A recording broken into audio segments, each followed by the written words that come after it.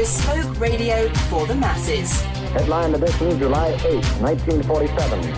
The Army Air Forces has announced that a flying disc has been found and is now in the possession of the Army. If the game is rigged, change the game. Game changer. I occasionally think how quickly our differences worldwide would vanish if we were facing an alien threat from outside this world. This is Fade to Black with your host, Jimmy Church, on the Game Changer Radio Network and KGRA, the Global Radio Alliance. I need your help to get to the year 1985. You're listening to Fade to Black with Jimmy Church on the Game Changer Network.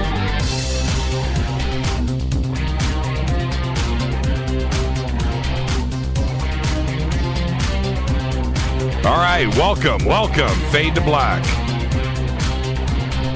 Bespoke radio for the masses. How you doing tonight?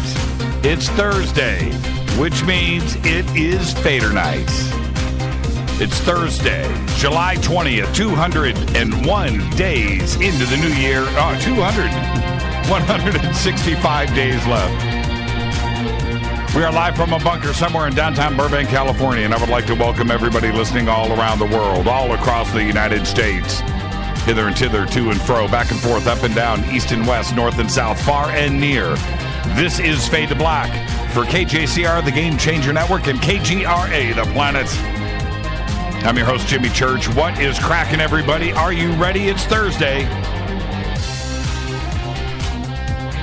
Tonight is another Fader Night with Jon Rappoport and his No More Fake Newsroom Live, followed by open lines. The call-in numbers are 323-825-5045 or 323-275-9695. Follow us on Twitter at JChurchRadio.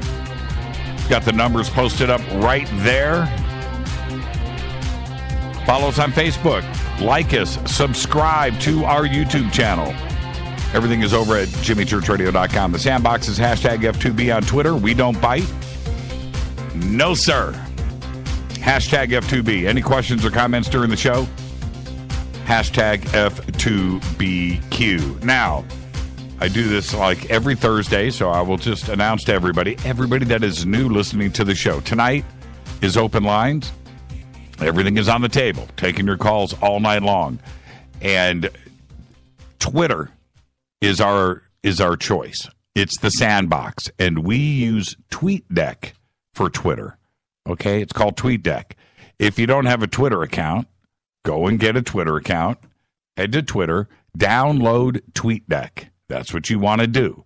If you already have a Twitter account, go to Twitter, download TweetDeck. Get it going on your computer. And the way that it runs is automatic. It's not like Twitter where you've got to click on notifications, you've got to do this and click around. It runs automatically. So you pick what you want to follow, right? And in this case, it would be me at JChurchRadio. Also follow hashtag F2B. That'll be a separate column. Also hashtag F2BQ. Then you can pick out a few different users and others like you. You can put you up there. And then when something comes in, it automatically loads. Blip. It's very simple, and it's really, really, really cool. It's the only way to get involved in conversations and see what everybody else is saying all at the same time. It's all automatic, and it fills up your screen. It's very, very cool. So go and get TweetDeck. Now, once you get TweetDeck, if you have any questions about how to set it up, just hashtag F2B in a tweet and say, hey, I just got TweetDeck. Can somebody here help me? And one of the Fadernauts will come to the rescue. Okay, and then you can get engaged, and you will see we do literally thousands of tweets a night, the audience, during this show. And so if you hear about that all the time, and I get that, I understand, but it is one of the coolest ways to enjoy the show. Just get involved in the conversations, and people are posting pictures and follow the flow of the show.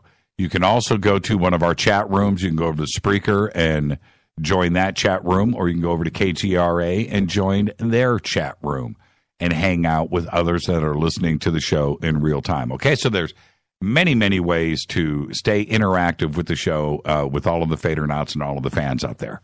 Okay? All right. Email throughout the show, Jimmy@jimmychurchradio.com. We sort of, I don't have, I'm going to do this after maybe after Rappoport. We made a general announcement today to some researchers and authors out there. And I'm wondering if I should mention that now or if we should wait until Monday. So I'm actually saying this in real time right now, so Rita can go ahead and pop me in a text. And if she says go ahead and announce it, I will do it right now. And a very, very exciting news.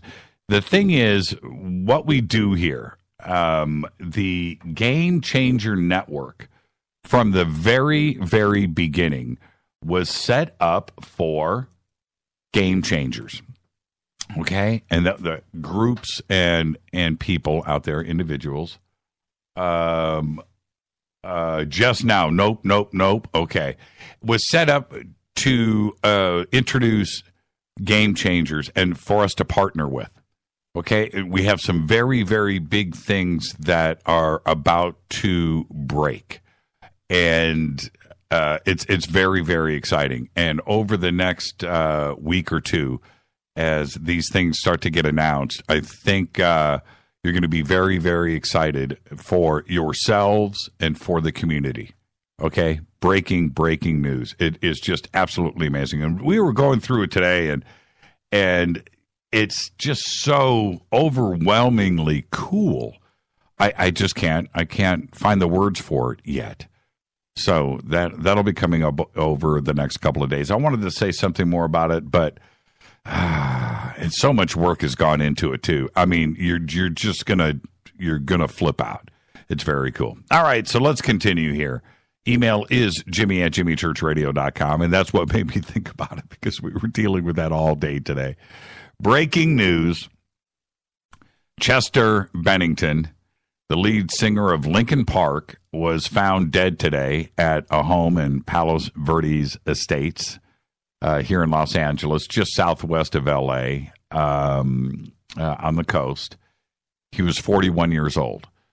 And the coroner's office was called out to the home shortly after 9 a.m. this morning, and authorities said that it appears he hung himself.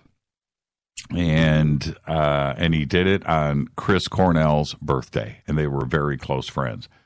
41 years old, very talented guy.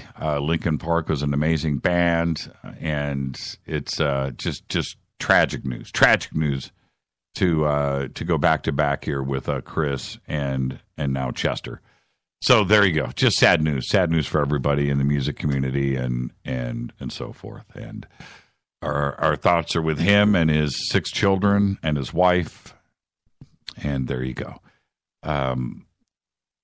Okay, more. I've got some other news here in a second I'm going to get to. Do check out all of our sponsors: Life Change Tea, GetTheTea.com, River Moon Coffee, New Pharma, and Studio Dome Speakers. Their banners are over at JimmyChurchRadio.com.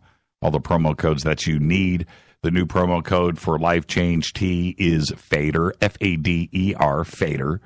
So use that. River Moon Coffee, of course, is F2B Blend.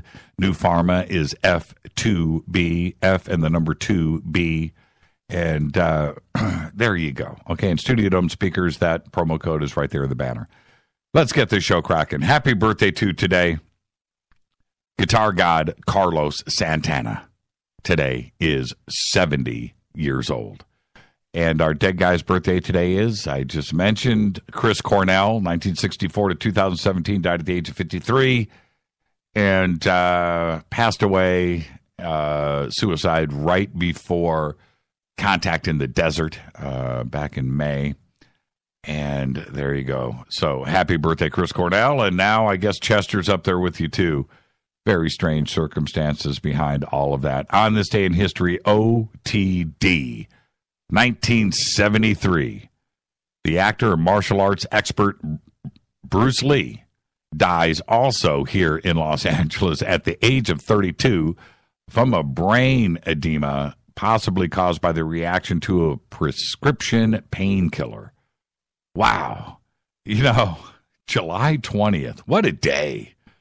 Just what a day. Fader fact. The highest accuracy calculations at NASA use just 15 decimals of pi. That's all they use, 15 decimals. All the calculations that they're doing out there. There you go. All right. Well, today, O.J. Simpson got his parole.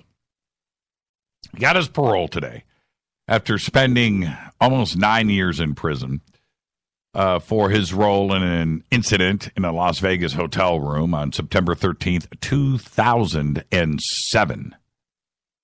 Well, he got his parole. Prosecutors say that Simpson, along with armed associates, confronted two sports collectors that night and left the room with a box of Simpson memorabilia. Simpson says he only wanted to collect or reclaim family mementos. But a Nevada jury thought otherwise and found him guilty of kidnapping, armed robbery, and assault with a deadly weapon. He was sentenced to 33 years with the possibility of parole after 9. All right. So apparently he was a model prisoner. He did his 9 years, didn't cause any trouble. And that was his sentencing. The sentencing was just that. And so when you're faced with the parole board, and I guess one of the victims of the crime, asked for his release today too as well. So it's not a surprise that he was released today. It wasn't. The spectacle that we went through. Now I realize that live television and its impact across the country kind of really started on that day of the police chase with the Bronco from, South Orange County all the way up through L.A. To here. Almost made it to the Valley. And it captivated everybody. And I remember its impact here. Los Angeles, large chunks of it for... it would seem like forever at that point, was on lockdown. I remember driving home from work in Sherman Oaks, and Kardashian, his attorney, lived in Sherman Oaks at that time, and Simpson was at his house and made an escape. They showed up at his house to arrest him at the Kardashian house. Simpson jumps out the back window, jumps in that Bronco, and drives to Orange County. Well, and that was just literally, well, everything is blocks. Sherman Oaks is very small, but this was just a couple blocks from my home, and I couldn't even get to my house. I had never seen in my life anything close to the amount of police and motorcycle cops and cars and black and whites and unmarked cars and helicopters that had locked down my neighborhood. It was crazy what they did to find Simpson. So anyway, Los Angeles was like that, and we were getting police reports every single day. Everything was live. Everything was breaking news. It was constant. I can only speak for here. I can't speak for the rest of the country in your community and what you guys were getting as far as live reports go or how it captivated your community. But here, it was every single day. Well, again, I was driving home, and at work that day we had the news on it just never stopped. It was just 24-hour a day live Simpson coverage. And I'm driving home, and they had located the Bronco down in Orange County, and I saw that down at work. Now, Orange County from Sherman Oaks, on a good day, no traffic, 90-minute drive. On a bad day in traffic, it's a 3-hour drive. Okay, 60, 70, 80 miles. And so they locate, and then the police chase is on. Yeah, you guys have already got it. There it is, the police chase. So, it became this national thing. Well, I drove home that night, and I get into the house, and I turn on the TV, and it's getting closer and closer and closer to Los Angeles, and then he's crossing LAX, and there were rumors about where he was going and that he lived in Brentwood, but he wouldn't go home because this is what I remember. He wouldn't go home because the place would be surrounded. They would capture him. So he's on the 405, and he's heading up, and now he is getting really close to where we lived in Sherman Oaks. So we go and we jump in the car. We drive the 2 or 3 blocks up the hill and go over to the 405 freeway where the police chase is happening. And we go up, and I didn't even know if there was going to be anybody out there. I thought it was my little secret spot. We get there, and the bridge is covered with hundreds and hundreds of people, covered. Media, and it was nuts. And so we walk out on the bridge, and you could see off in the distance down the hill, which you could see the helicopters, you could see the media, you could see everything coming up. And we're listening, everybody's listening to the radios and cheering and holding up signs. It was crazy. And then he turned. The exit before where we were, we all know what happened then. He exited on Sunset Boulevard and went to his house in Brentwood. Now, so that's that. Okay? And me sharing this with you is I was there. I mean, I wasn't there, but I was there as far as our community goes. It sucked us all in. The fact that he's back in the news today with his parole it just felt a little bit weird, because I just felt that we had put O.J. Simpson behind us, and that incident in Brentwood, I thought that it was just all, if you remember, it took all night for him to come out of his house. It was just 24 hours. We just never stopped. Right? Okay. So anyway, let's fast forward. So then the trial happens. I was in Arizona. I was in Phoenix. Actually, I was driving between Tucson and Phoenix at night. Well, it was dark outside. I don't know what time of night it was, but we were listening. I was traveling with somebody, and we were listening to the verdict get read live in the car. And, of course, we know what happened there. And the entire thing at that point, he went free. And now we're looking at this point, 1995, 96, 97, OJ was running around L.A. He was playing golf. There was a couple of times I was out playing golf, and there were reports that he was on the golf course, and he was playing public courses, and there was just this general disdain, this dislike for all things Simpson here in Los Angeles, and it just never quite died down. And then it was about 1997. This is where I want to share this funny story with you.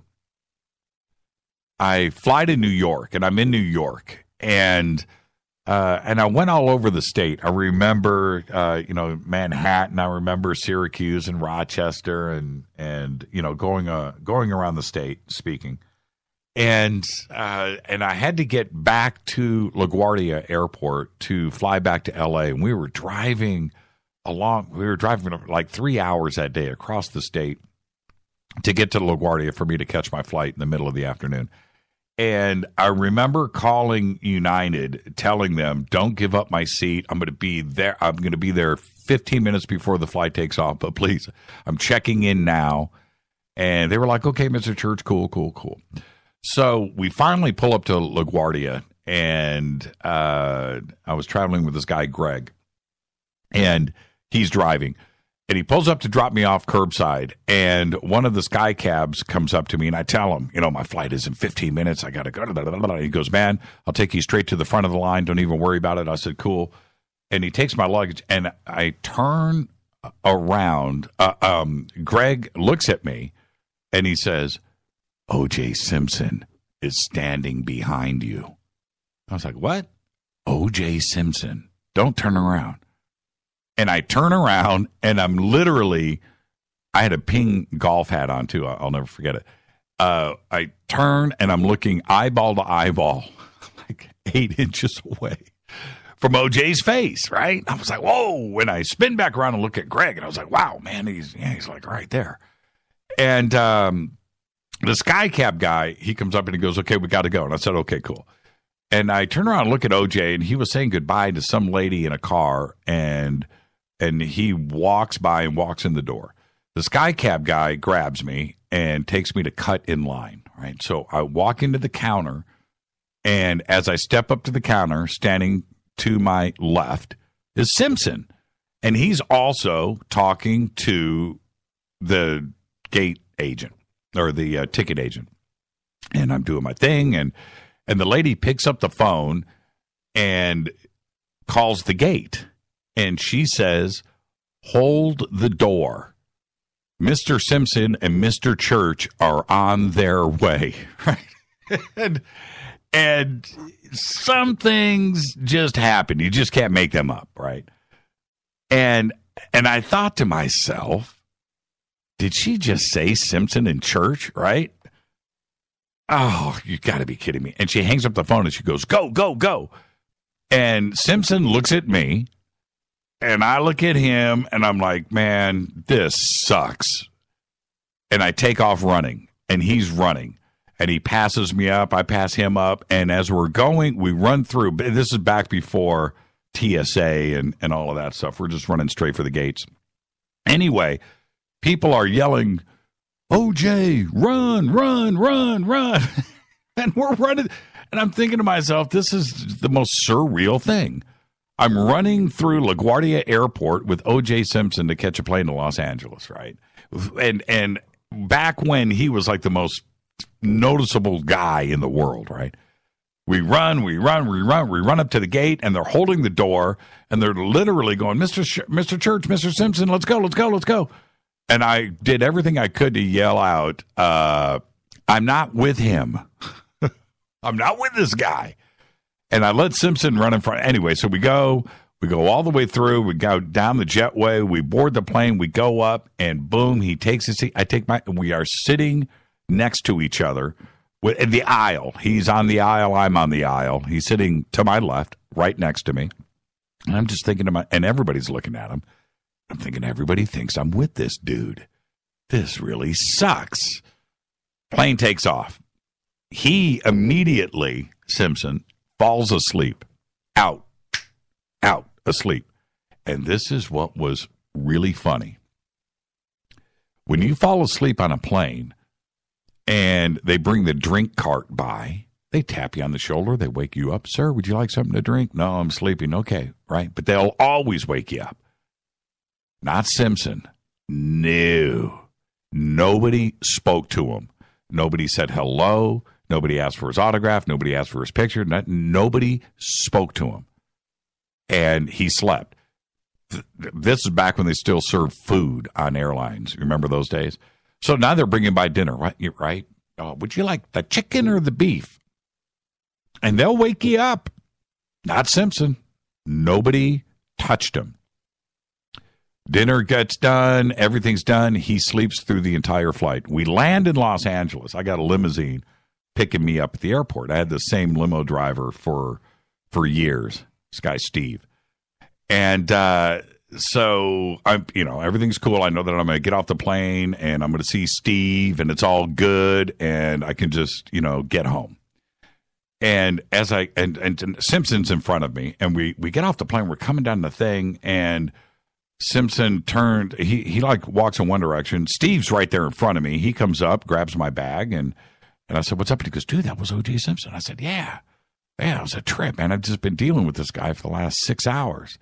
And I turn and look, and he was gone. Gone. I don't know. I don't have an ending to the story. Dude disappeared. I looked around. I was wondering if people were molesting him or if they were going to take pictures or if there was going to be a fight or whatever, just something. And he wasn't anywhere to be seen. So somewhere in that split second of me seeing Steve and him coming up to me, somebody grabbed Simpson and they went out a door. They disappeared. They completely disappeared. We walked out, went out and jumped in the limo and town car, and no Simpson. Didn't see him. So I don't have an ending to the story. So there you go. That's my O.J. Simpson story. Never saw him again. Nothing like that. It was just this weird thing that started at LaGuardia. He could have been on any flight. He could have sat anywhere. And it just turned out him and I were arriving at the airport at the exact same time for a flight that we were late for, that we ended up sitting next to each other. And the most bizarre thing about all of it was that dude, nobody wanted to talk to him. Nobody. The Jews. Nobody said anything. What an isolated world he was in. And I witnessed it. And I kind of tripped somewhat in thinking, what would it be like if you just walked down the road every single day and nobody looked at you, or nobody said hi to you, or nobody acknowledged your presence? You know, you go and you get on a plane like that where you're supposed to be, you know, it's all about customer service, and nobody looks at you, right? Nobody wakes you up. Nobody asks you if you're thirsty. Nothing, just totally 100% ignored. And that's what he was going through. It was utterly fascinating. So there you go. Well, he's out today. Well, he's not out today. He got his parole today. He's going to be in prison, they say, up until somewhere around October. You got to go through some kind of paperwork and release program, I'm sure. When you've been inside for 9 years, they've got to acclimate you again to society somehow. So I'm sure he's going to be in some kind of program or class, and that takes time. And they've got to figure out where he's going to go and how he's going to deal with it. And, of course, all of the terms of his parole, too, as well, are all going to come down. But there you go. It makes you wonder. You get released, or you get your parole today. So what happens after that? Do you go back to the jail cell that you were in that morning? Number one. Number two, do you start to have those thoughts? I'll never get out of here. There'll be something else. There'll be a mess up in the paperwork. They'll change their mind.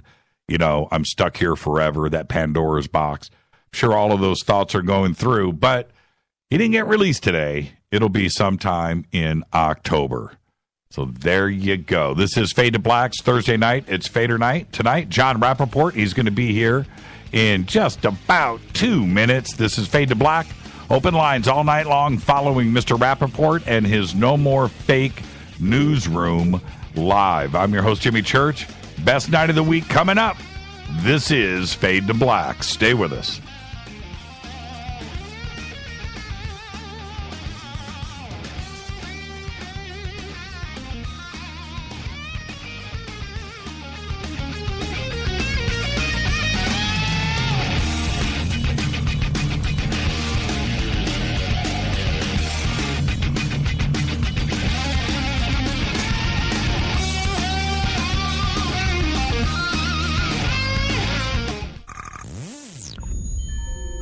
You're listening to Jimmy Church, Fade to Black. Fade to Black will now pause for alien identification. The station that talks the net. KGRA Radio. When you take the beans from Central America with dashes of Indonesian and African mixed in and then roast it to the dark side of Fade to Black, you create the ultimate brew of fringe. Introducing the Fade to Black blend from River Moon Coffee. Yes, River Moon's darkest customized roast was created for the love of Fade to Black.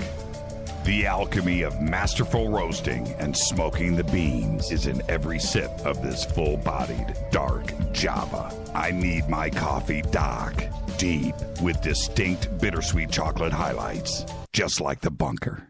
Leaning further into the darkness of the roast is Fade to Black blend from River Moon Coffee. Just click on the banner at jimmychurchradio.com and use the promo code F2BBLEND for 15% off of your order today. Go Beckley Teppy. Hi, folks. Let's wind the clocks back 60 years. Food was different.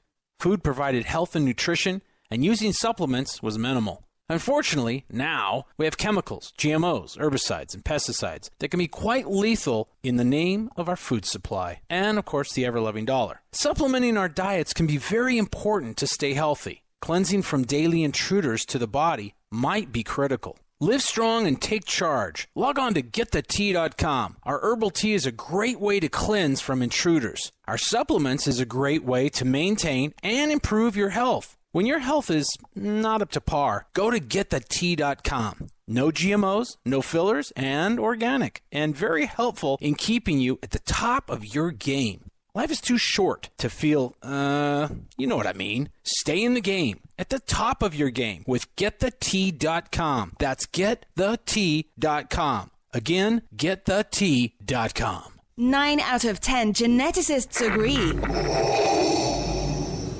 Fade to Black is not your father's radio show on the Game Changer Radio Network and KGRA, The Planet. Win big with KGRA this summer. Tickets and hotel accommodations to the biggest conferences, autographed books and DVDs, chances to win all-inclusive conference cruises, and private dinners with your favorite KGRA hosts. Click the contest tab at kgraradio.com for your chance to win big this summer. Your contact for the best alternative talk radio on the planet. kgraradio.com. Hi, this is Rob Reiner from Anvil, and you're listening to JimmyChurchRadio.com. What's up? I'm Chris. What up? This is Kyle Massey, and you're listening to Jimmy Church Radio.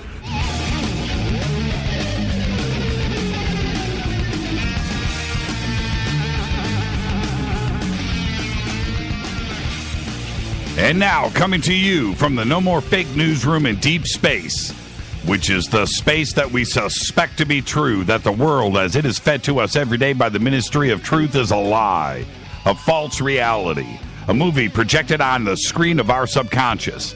This, however, is the breakout. All the screens crash, they all go down, and we see the light of day, a new day. No more robots, no more androids. It's the No More Fake Newsroom with Jon Rappoport. Take it away, John. Thank you, Jimmy. Thank you. Hello, everybody. All right, let's see. Got a bunch of stories tonight. First of all, as regular listeners know, for the past several weeks, we've been pursuing the mystery of the mummy discovered in the Nazca area of Peru. Our contact here is Jay Widener of Gaia.com, who's been down there with a crew, and they've been examining this creature, 3 fingers, 3 toes, otherwise looking very humanoid, preserved like an alabaster statue with white powder, the origin of which is not yet clear. DNA testing is underway. X-rays have been done. So far, no indication of any fraud, any obvious gluing on of fingers or toes. Quite a fantastic mystery. Got a couple of quick updates this week on that from Jay. Apparently, they are now looking into more bodies. So what Jay says is 2 small reptilian bodies with eggs. And I've seen some video of what I think these 2 bodies are. They don't look reptilian. I mean, not overtly, not like snakes or lizards. They look like very small humanoids. Maybe children, babies, but not exactly like human babies. He says with eggs in them. Presumably, we're talking about females here. He goes on to say, it would seem they're real. radiologists couldn't find any anomalies. If they are humanoid reptiles, then everything changes at that point. End quote. You bet. You bet. So, as far as our information is concerned, we're still in very early stages on these two reptilian small bodies with eggs. And there is, according to Jay, no anomalies found so far by radiologists, meaning they don't seem to be assemblies stuck together. They don't seem to be frauds in any obvious sense. So I assume DNA testing is underway, because the whole question is, what are these? Are they humanoid? Are they humanoid reptiles in some sense? In which case, it would appear we would be talking about hybrids. Whew. Everything is up in the air on this one. We'll just have to wait and see what happens here. Okay? So, that's the story up to the moment on that. Moving along. Now, this is a little tidbit that I came across today. We're really switching subjects here. Maybe some listeners know about this. I had no idea. But apparently, I think you've all heard of Common Core. This is the Obama program of educating children in America that was instituted some years ago. States, the individual states, are not forced to cooperate in the program, but if they do, there are federal monies available and also strings attached. And some of the strings would have to do, of course, with curriculum. Well, anyway, this particular tidbit stated that under Common Core in elementary school, no discursive writing is taught. Discursive writing means writing as opposed to printing. It appears to be a reliable source. No discursive writing is being taught in elementary schools because apparently they believe, well, all you need now is a keyboard. And of course, some people will agree with that. Many people say, well, yeah, why do you need to learn how to write? You don't need to. You can use your computer.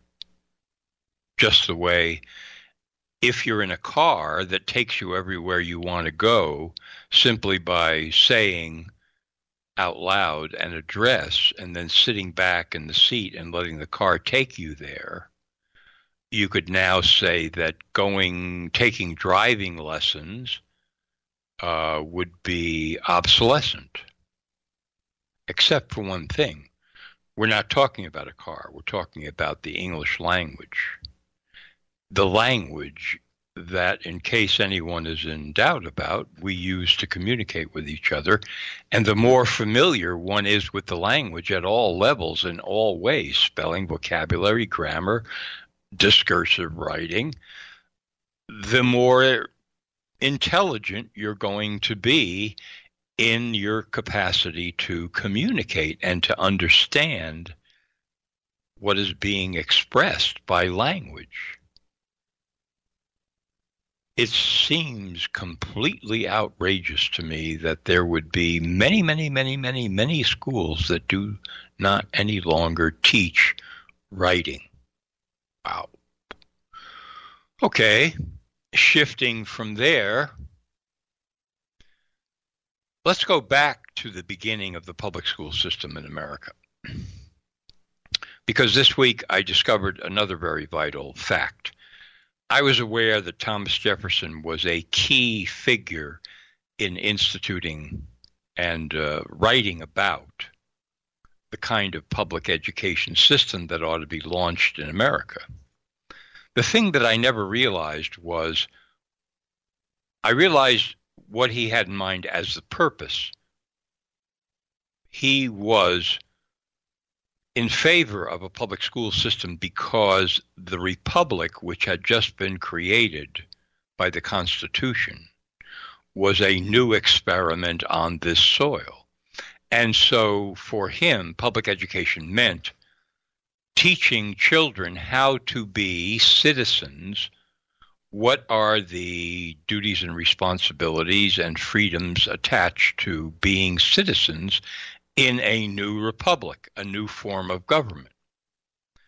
However, what I found out this week is that he tried very hard to introduce a bill into the Virginia legislature to establish a particular system of public schools in Virginia, and he failed. And this is what he had in mind. Very, very interesting. What he had in mind was that you would take a state like Virginia and you would divide it up into hundreds of small wards, meaning communities. And each ward would have its own public school. And each public school would be founded, run, and maintained and funded by the parents, not by the government. He warned against that. This was his concept. So these days, when people say, well, parents should be more involved in education, and then there's debates, well, we don't have the time, and this, that, and blah, blah, blah, blah, blah, we go back to the beginning, and what he's talking about is something far more radical than that discussion. He's talking about parents creating the schools, running the schools, deciding what the curriculum is in each little ward community. So obviously, if you don't like the school in one ward, possibility of belonging to a school in another ward. And with such vast decentralization of education, it stands to reason that had that system been created, that parents who didn't like what was being taught in the public school in their ward, they could defect and start their own little school. Why not? That was what he was talking about, Thomas Jefferson, as the basis upon which public education should be formed. And so these days when parents complain about some parents not having enough access to the public education system, not liking what's being taught in the schools and so on and so forth, well, that's what you get when you come all the way down the road to huge government entities, federal and state, that are controlling education. Well, O.J. Simpson has now been pardoned. He's going to be released in October under various conditions. That happened today. So I don't have much to say about that except to mention that, of course, when anybody thinks about O.J., they think about the murders and the murder trial, which transfixed the nation at the time. And all of the controversy swirling around that trial when he was found not guilty. And all the people who are quite sure that he was guilty, and then other people who say he wasn't. So if you are still interested in this subject, and it is a compelling subject, I have a recommend for you. Donald Freed, F-R-E-E-D, a well-known American playwright, researcher, and very meticulous investigator, wrote a book many years ago about the O.J. trial and about the O.J., the circumstances of the murders. He wrote the book with Raymond Briggs, and the name of the book is Killing Time. And if you really want to read one man's exploration an investigation divorced from all of the hysteria and media focus and opinion and bias and so forth. Find the book. I'm sure it's still available online. Donald Freed, F-R-E-E-D, Killing Time. Killing Time. I came across a story this week that I thought was fascinating and still do. Some of you may have noticed that lately a few media outlets, in response to the whole Trump-Russia story that just keeps on going and going and going in the major media, a few outlets have been releasing the story of how the U.S. interfered in a Russian election in 1996 to offer very significant aid to re-elect Boris Yeltsin as the president of Russia in 1996. There was money. There were advisors and consultants and strategists. Arrangement was made for a very large loan to Russia through the International Monetary Fund. All sorts of things were done from the U.S. side in order to interfere in a Russian election and re-elect Boris Yeltsin.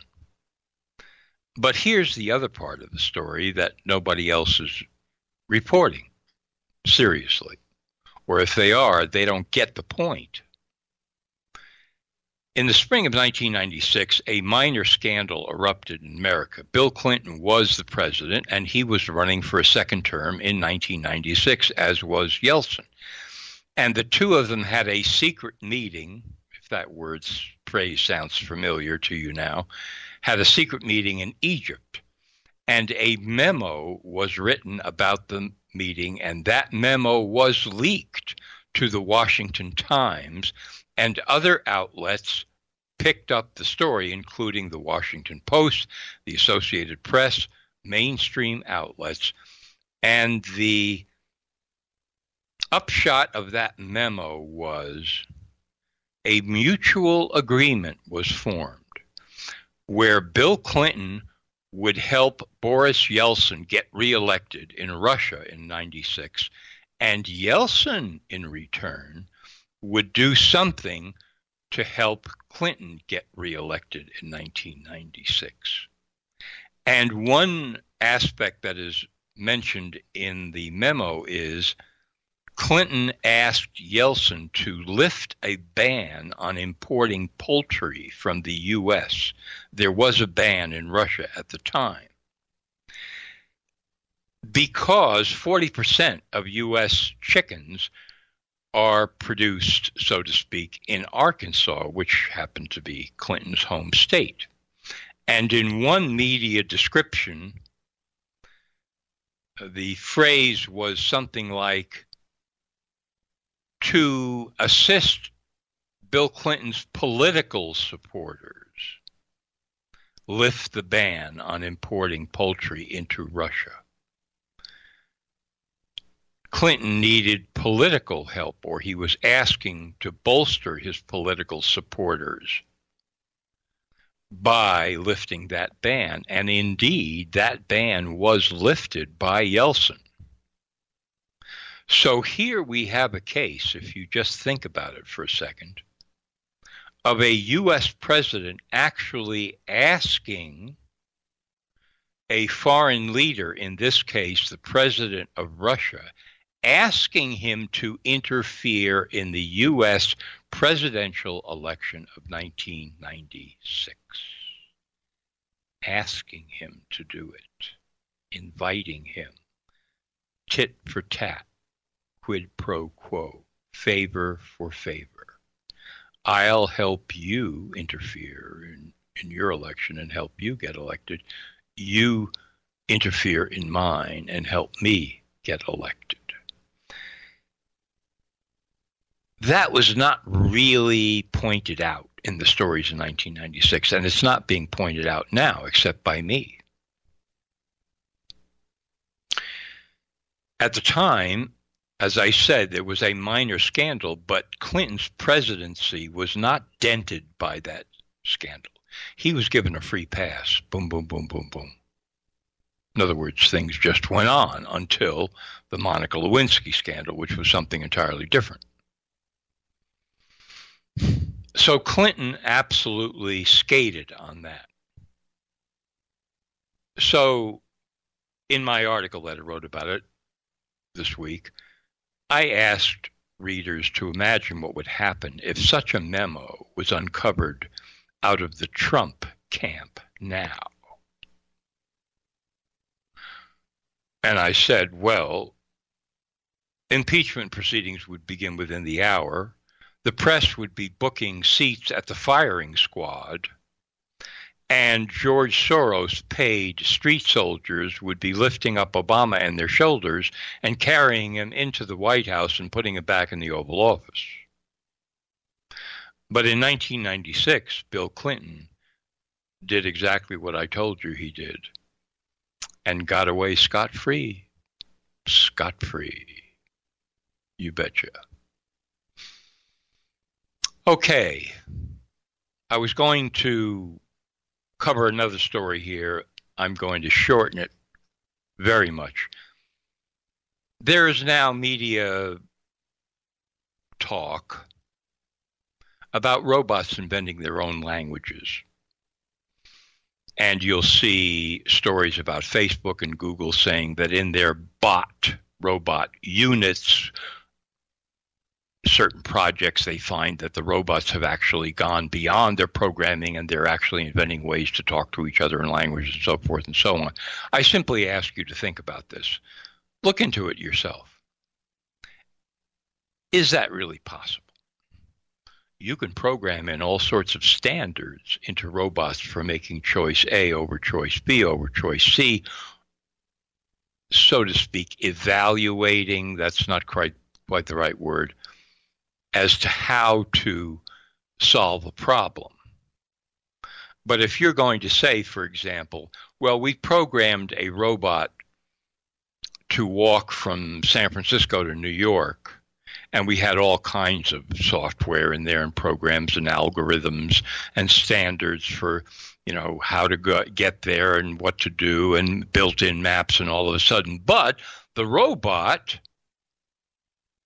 in San Francisco hopped into a cab, took it to the San Francisco airport, and flew to JFK in New York City.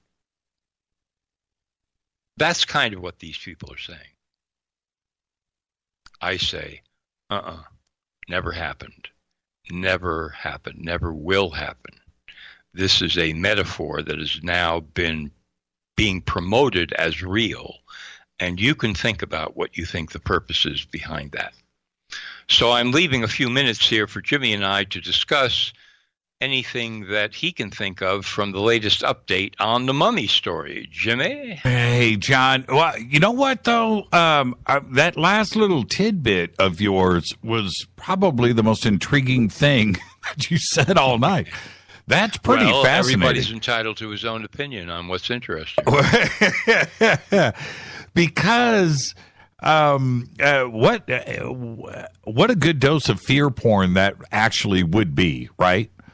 Oh, yeah. Right? You betcha. I mean, seriously, if you, with all of the talk, and I know that you and I over the coming months and years ahead, we'll be talking more and more about singularity and robotics and drones and that technology, because on a day-to-day basis now, day-to-day, I mean, tomorrow will bring twice the amount of advancement that we have today.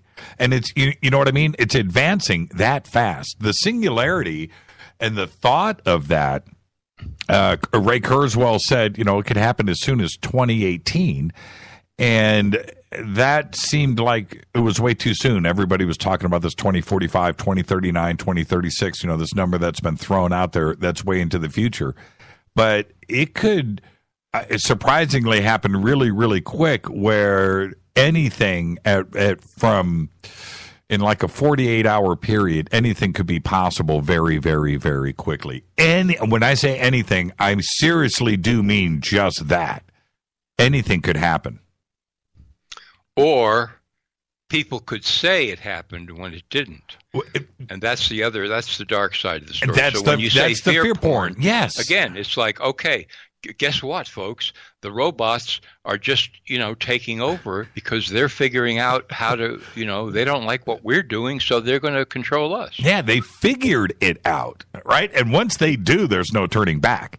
And the talk for so many decades now, and this goes back when I can safely say decades because it started to really take traction in the early 80s.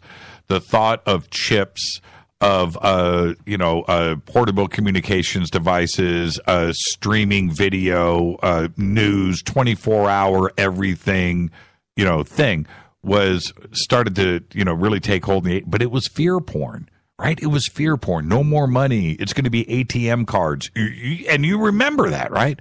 Mm-hmm. Well, all of that came to pass, and so now we are so ready for the possibility of automation taking over everything. And when it does happen, we won't be able to stop it. So what's the best fear porn? We're expecting it. You know what I mean, John? We are expecting that news any day. And you go and you spread that, people are going to believe it. You don't even have to get creative with that fake news story. Hey, listen, I can go back to the 60s, I think it was. Colossus, the Forbin right. project. Yes, Colossus. Eric Braeden, right, who's the star of Young and the Restless, right? And that was a movie made for TV, and it was about two giant computers in the U.S. and the Soviet Union that decided to take over the planet to keep it from being destroyed because the humans were going to destroy it with A-bombs, and they were now going to control the human race, and there was nothing humans could do about it. Still a great movie to this day. Yeah. I watched that. I mentioned it on the show last month, Colossus, and I watched it maybe 2 months ago. What a great movie, and a crystal ball of the future. And again, you're warned about it. You're warned. I can't tell you how many great authors warned us about all of this.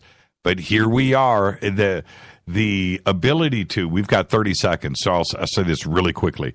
The ability to do things. We can do whatever we want right now, right? We have the technology. You think of it, go and do it. We are right there. And if it chooses to take that next step, we won't be able to stop it. All right. Food for thought, folks. That's what I'm talking about. Thank you, John. You are the absolute very best. And we'll tackle this mummy thing. I will announce to everybody, they just released today part 4 over at Gaia. I haven't seen it yet. I haven't seen part 4 of the Nazca Mummy, but it does deal with the reptilians and the reptile beings and the eggs. I haven't seen it yet, but I'm going to watch it tomorrow, maybe after the show tonight. Thank you so much, John. Thank you, Jimmy. There you go. Start off your day every day at nomorefakenews.com.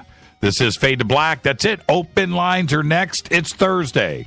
323-825-5045 or 323-275-9695. Thursday night, Fadernight. I'm your host, Jimmy Church. Your phone calls are next.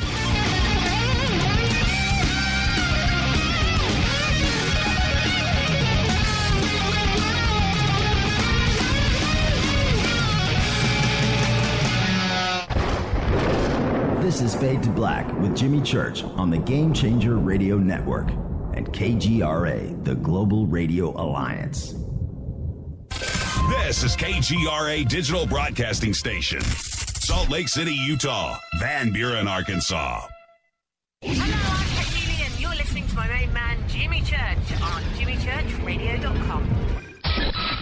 Hi, this is Ray Hobbs here, repping the planet, and you're listening to my good friend, Jimmy Church, Fade to Black, on the Game Changer Network and the KGRA Digital Broadcast Station. This is Toby Kebbell. You're listening to jimmychurchradio.com. Don't hurt me, Jimmy. I'm only little. Hey, I'm Adrian Grenier. And this is Ari Gold. We're the Honey Brothers. Yes. You want We are of the Honey Brothers. Hey, I'm Adrian Grenier. And I'm Ari Gold. We're the Honey Brothers. And you're listening to Jimmy Church. The Revolution. Ancient Life Oil. Life-changing.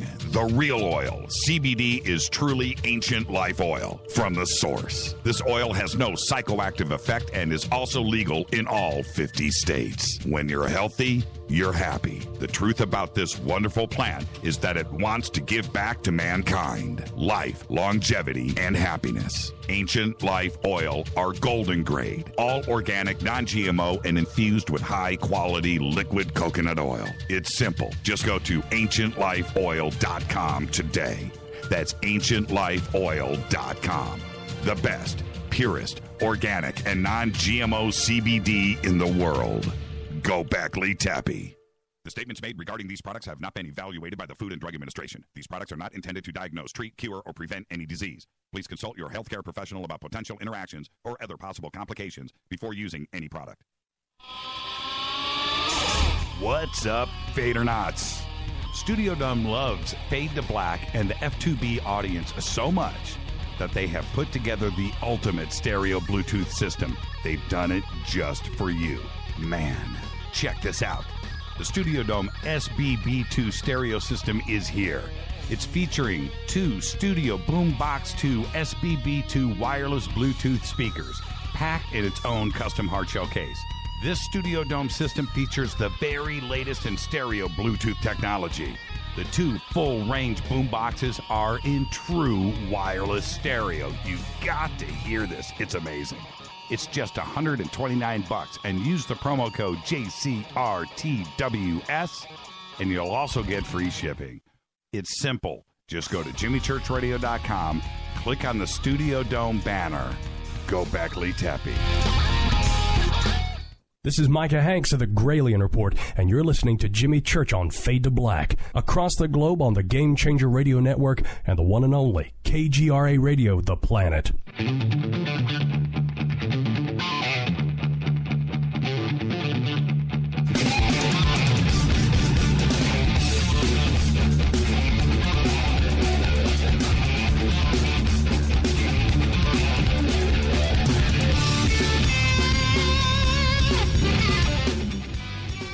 Welcome back. Fade to Black, Fadernight, Thursday night. Open lines from here on out. 323-825-5045 or 323-275-9695. If you're on hold, stay right there. Got a few things. Now, talking about the singularity and robotics and technology today, fascinating subject. Would love to talk about that.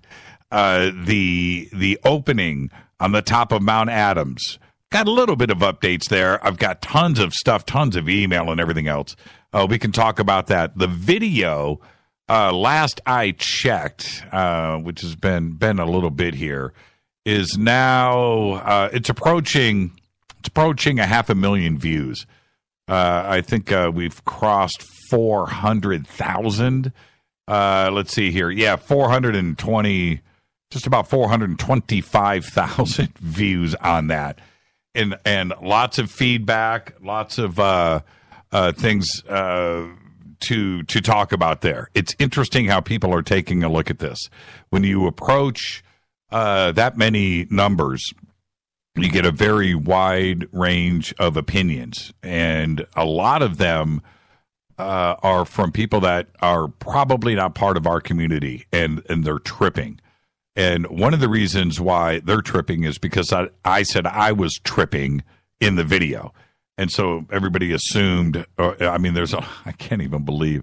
Well, when you have 500,000 views, probably 100 or 200 posts dealt with drugs or shrooms or whatever. And I thought that kind of talk was very archaic.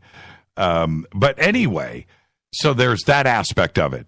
And that they are now tripping that something like this would actually happen, right? They may watch movies like the Transformers, but they're not part of our world. And they see something like this because the claims like this happen all the time.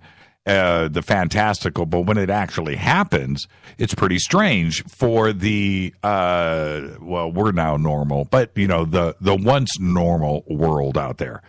Very interesting. So we can talk about that. Of course, the Nazca Mummy part 4 was released today. I haven't seen it yet. If you've seen it, great. Would like to get your input. I'm going to watch it either after the show tonight or I'll watch it tomorrow, and I'll talk to everybody over at Guy over the weekend, and we'll roll into Monday, and we'll see what's happening there.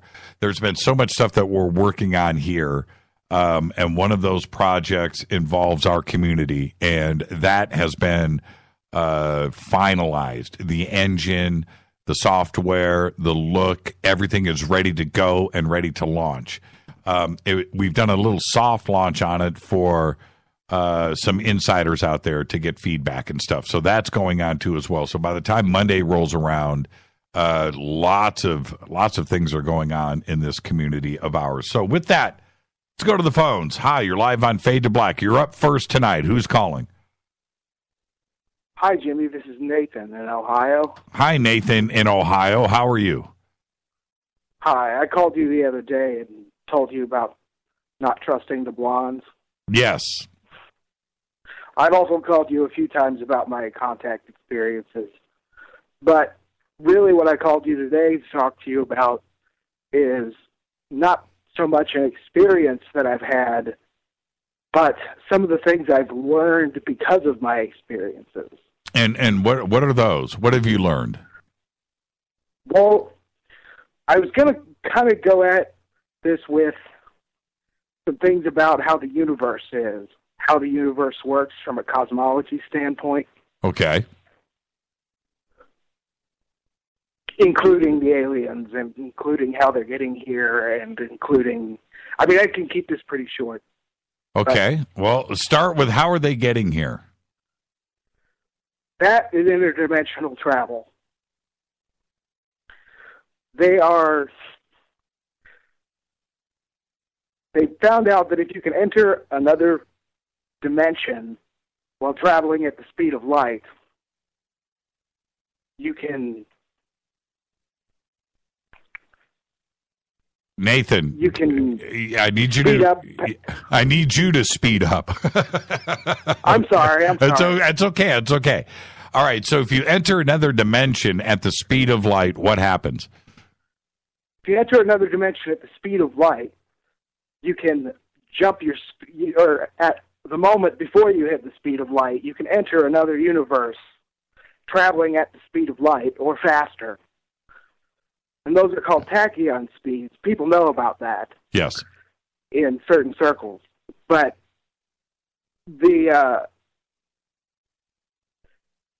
that's how they're getting here. The universe is a closed system, much like a balloon. And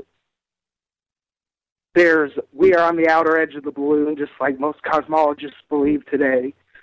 But there are things that inhabit the inner part of the balloon, and there are things that inhabit the outside of the balloon. Yeah, there must be something on the outside of the balloon. It can't be nothing. Yeah, that is hyperspace.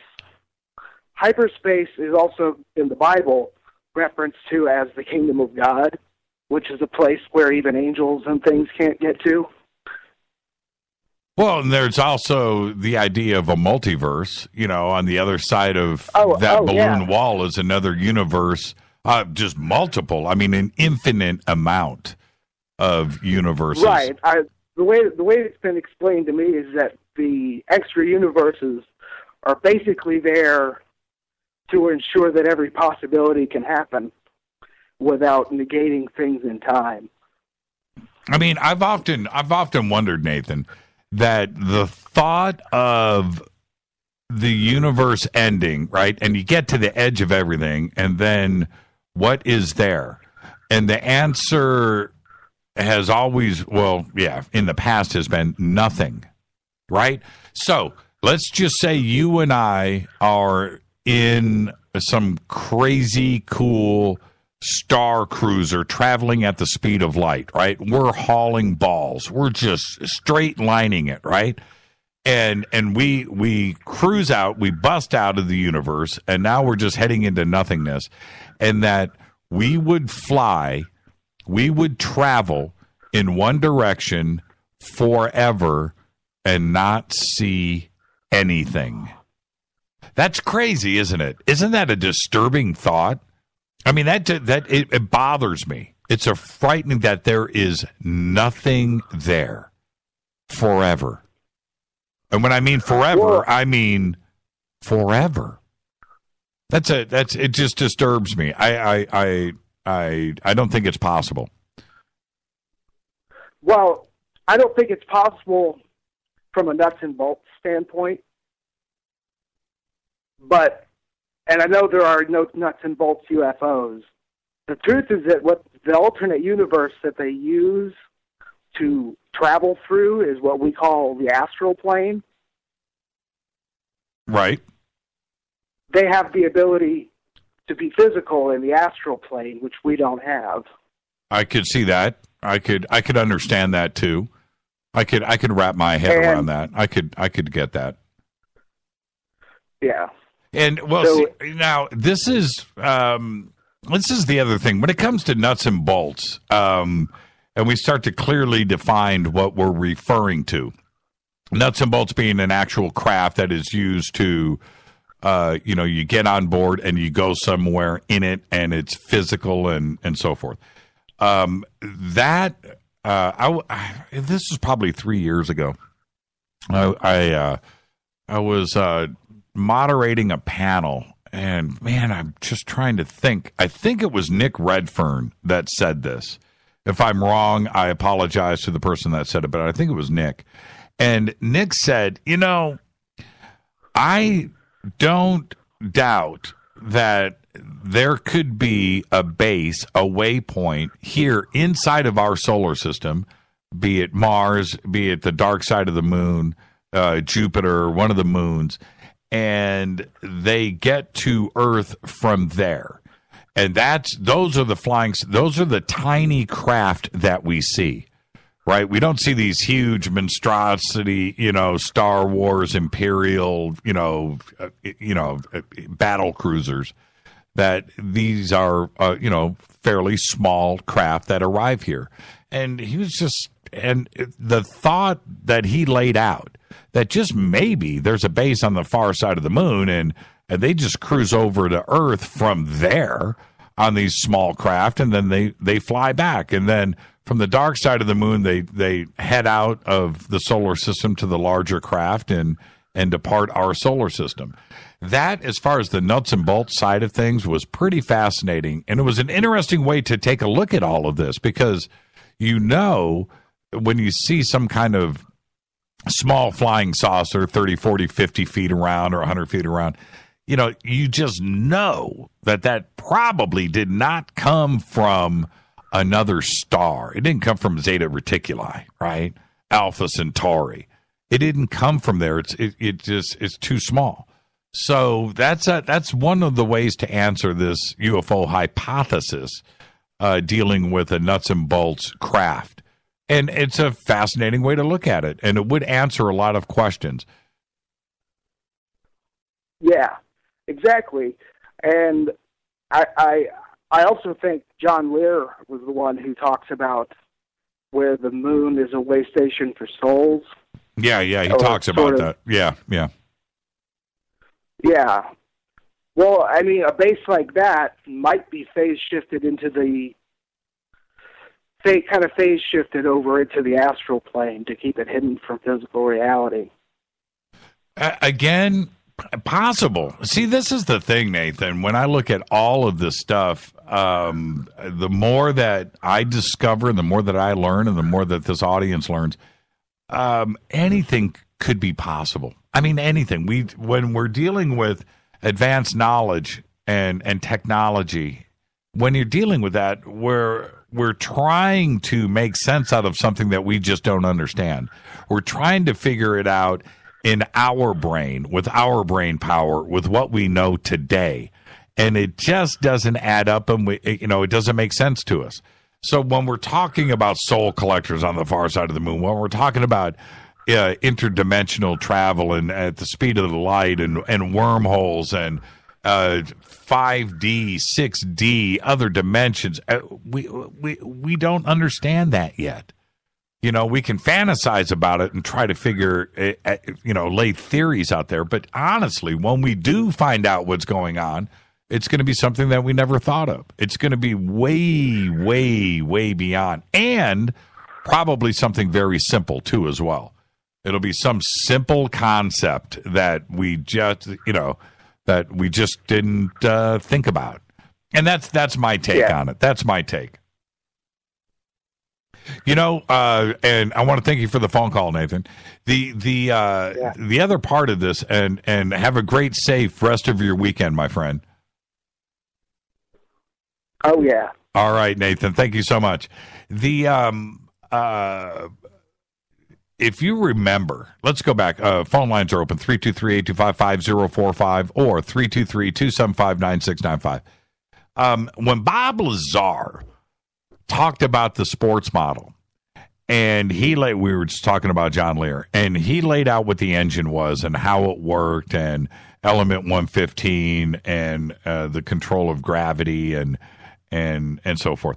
When he laid that out, it was so simple. We're not talking about this huge complex engine that was the size of a locomotive, right?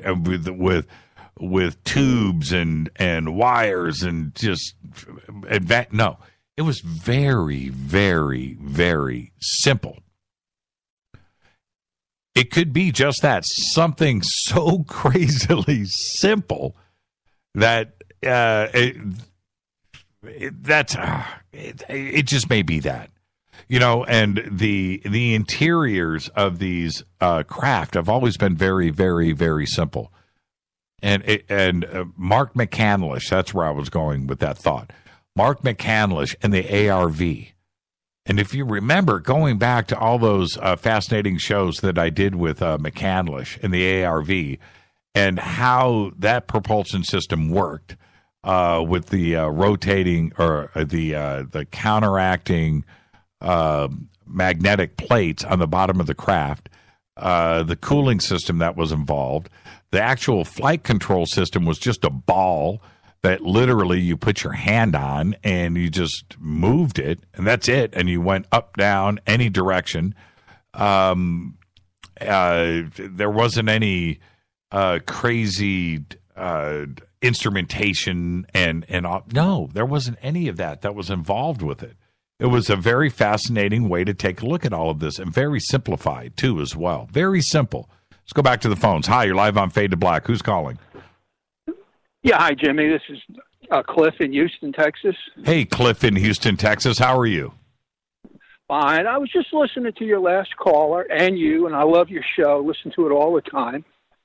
Part A, when I was a kid, I'm 70 years of age. When I was about 10 years of age, I lived in a very small town in New Jersey called Emerson. Mm-hmm.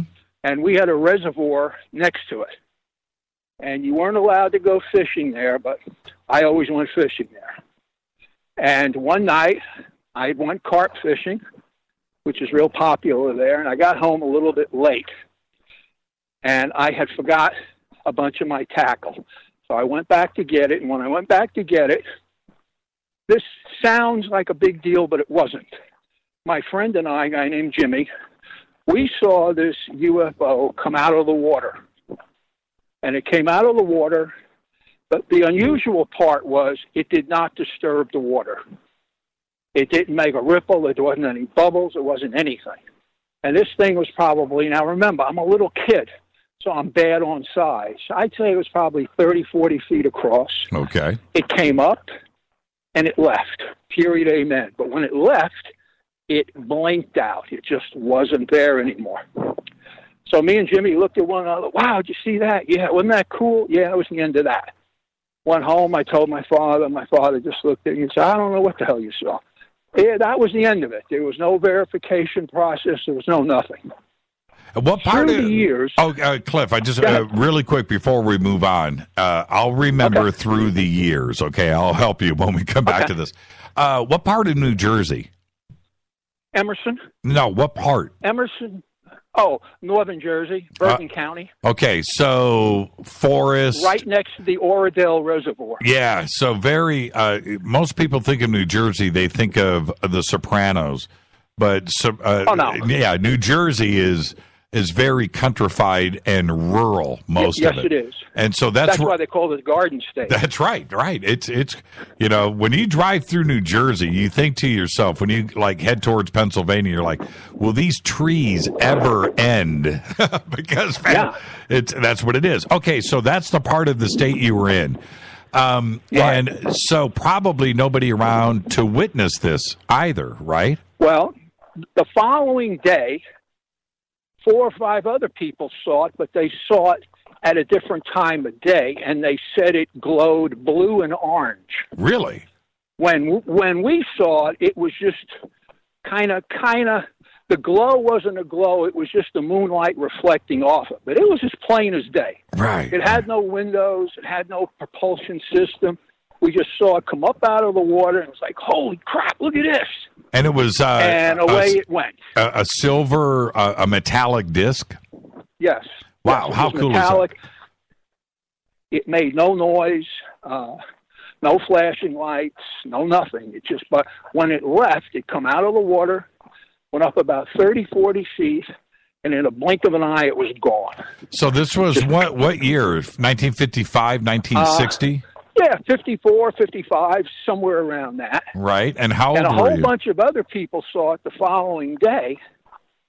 But sightings back then weren't really a big deal. Yeah.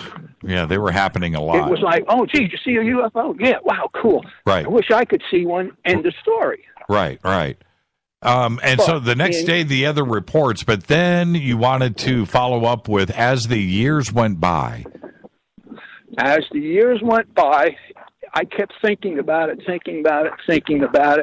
I said, these things must travel at the speed of thought.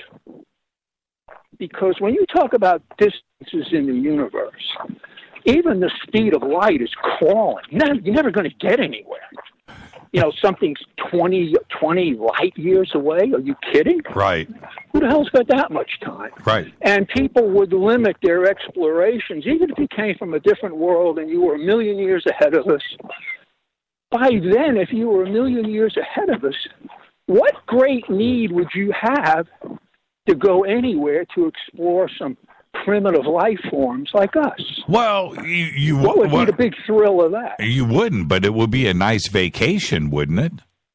Right? Exactly. If you could get there in the blink of an eye. Yeah, in the blink of an eye. And this is the thing. Wrap your head around this, Cliff. When you're talking about speed of light, right?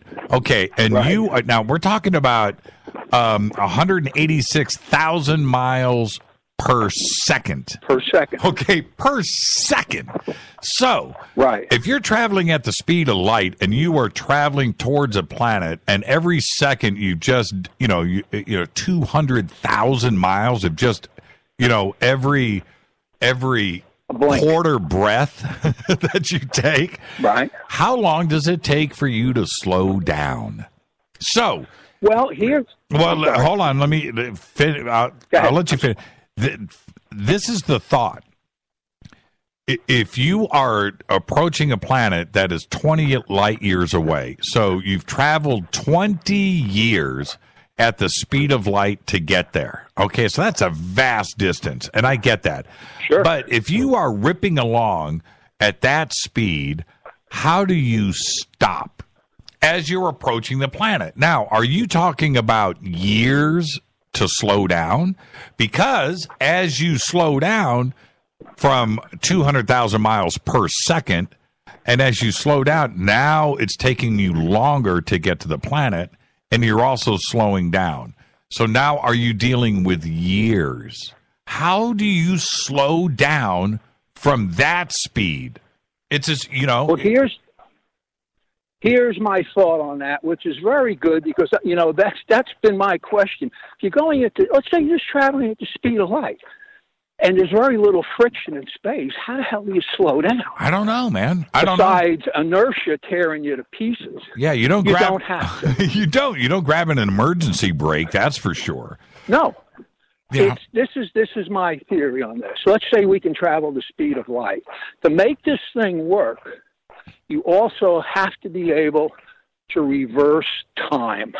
You'd have to. You go forward one light year ahead, and then you back it up 364 days, 23 hours, and 59 minutes, and then it only took you 1 minute to cover that distance. That's right. So you calculate your slowing down rate, and you just figure that into it. Well, but then time itself changes, right? Okay, Sure. So time is only relative to you. So at that point, if we creep this thing down to 17,000 miles per hour, right? How long? And Right. now you're back into relative time. How long does it take you to stop? That's all that I'm saying. You turn off your engines, you've got your reverse thrusters on, but are we taking years now? I would love to talk to a physicist about this, because I think the math starts to go in the opposite direction very, very, very, very quickly. And what happens to your age at that point? Do you look at your buddy and you guys are now, 550 years old? I don't know. I don't know. I need to get somebody smarter than me. Well, this hence lies the problem. There is nobody that much smarter than any of us. Everything is just a theory and an idea. That's why I love you. Until it's proven. Cliff, that's why I love you, man. That's why. Hey, yes, Cliff. There has to be another means of motivation. Thanks, Jimmy. I appreciate it. Hey, Cliff, is this the best show ever? Isn't it great? To be quite honest with you, without stepping on anybody's toes, this is absolutely the finest show of its type. And it is for a couple reasons. Number one, you have a very good BS detector in you. And you just don't let people babble on about stupid, ridiculous stuff where they don't make any sense. Number two, your guests are excellent. They're informative. They're interesting to listen to. You know what to ask them, what not to ask them. And like one of your main competitors, I can't stand him. He puts me to sleep. Okay. Well, Jesus, you want to talk about some dumb crap that nobody's interested in. Easy now. I still work with that guy. I know. Hey, Cliff. I'm sure he's a lovely person, but he appeals to a whole different audience. But he's got a big one, doesn't he? So never forget that, too, as well. Hey, Cliff, have a great rest of your weekend, my friend. Thank you so much, and be safe out there in Texas. You got it. Bye-bye. Thursday night, Fadernight. If you're on hold, stay right there. Take a quick break. More of your phone calls are next. This is Fade to Black, Fadernight.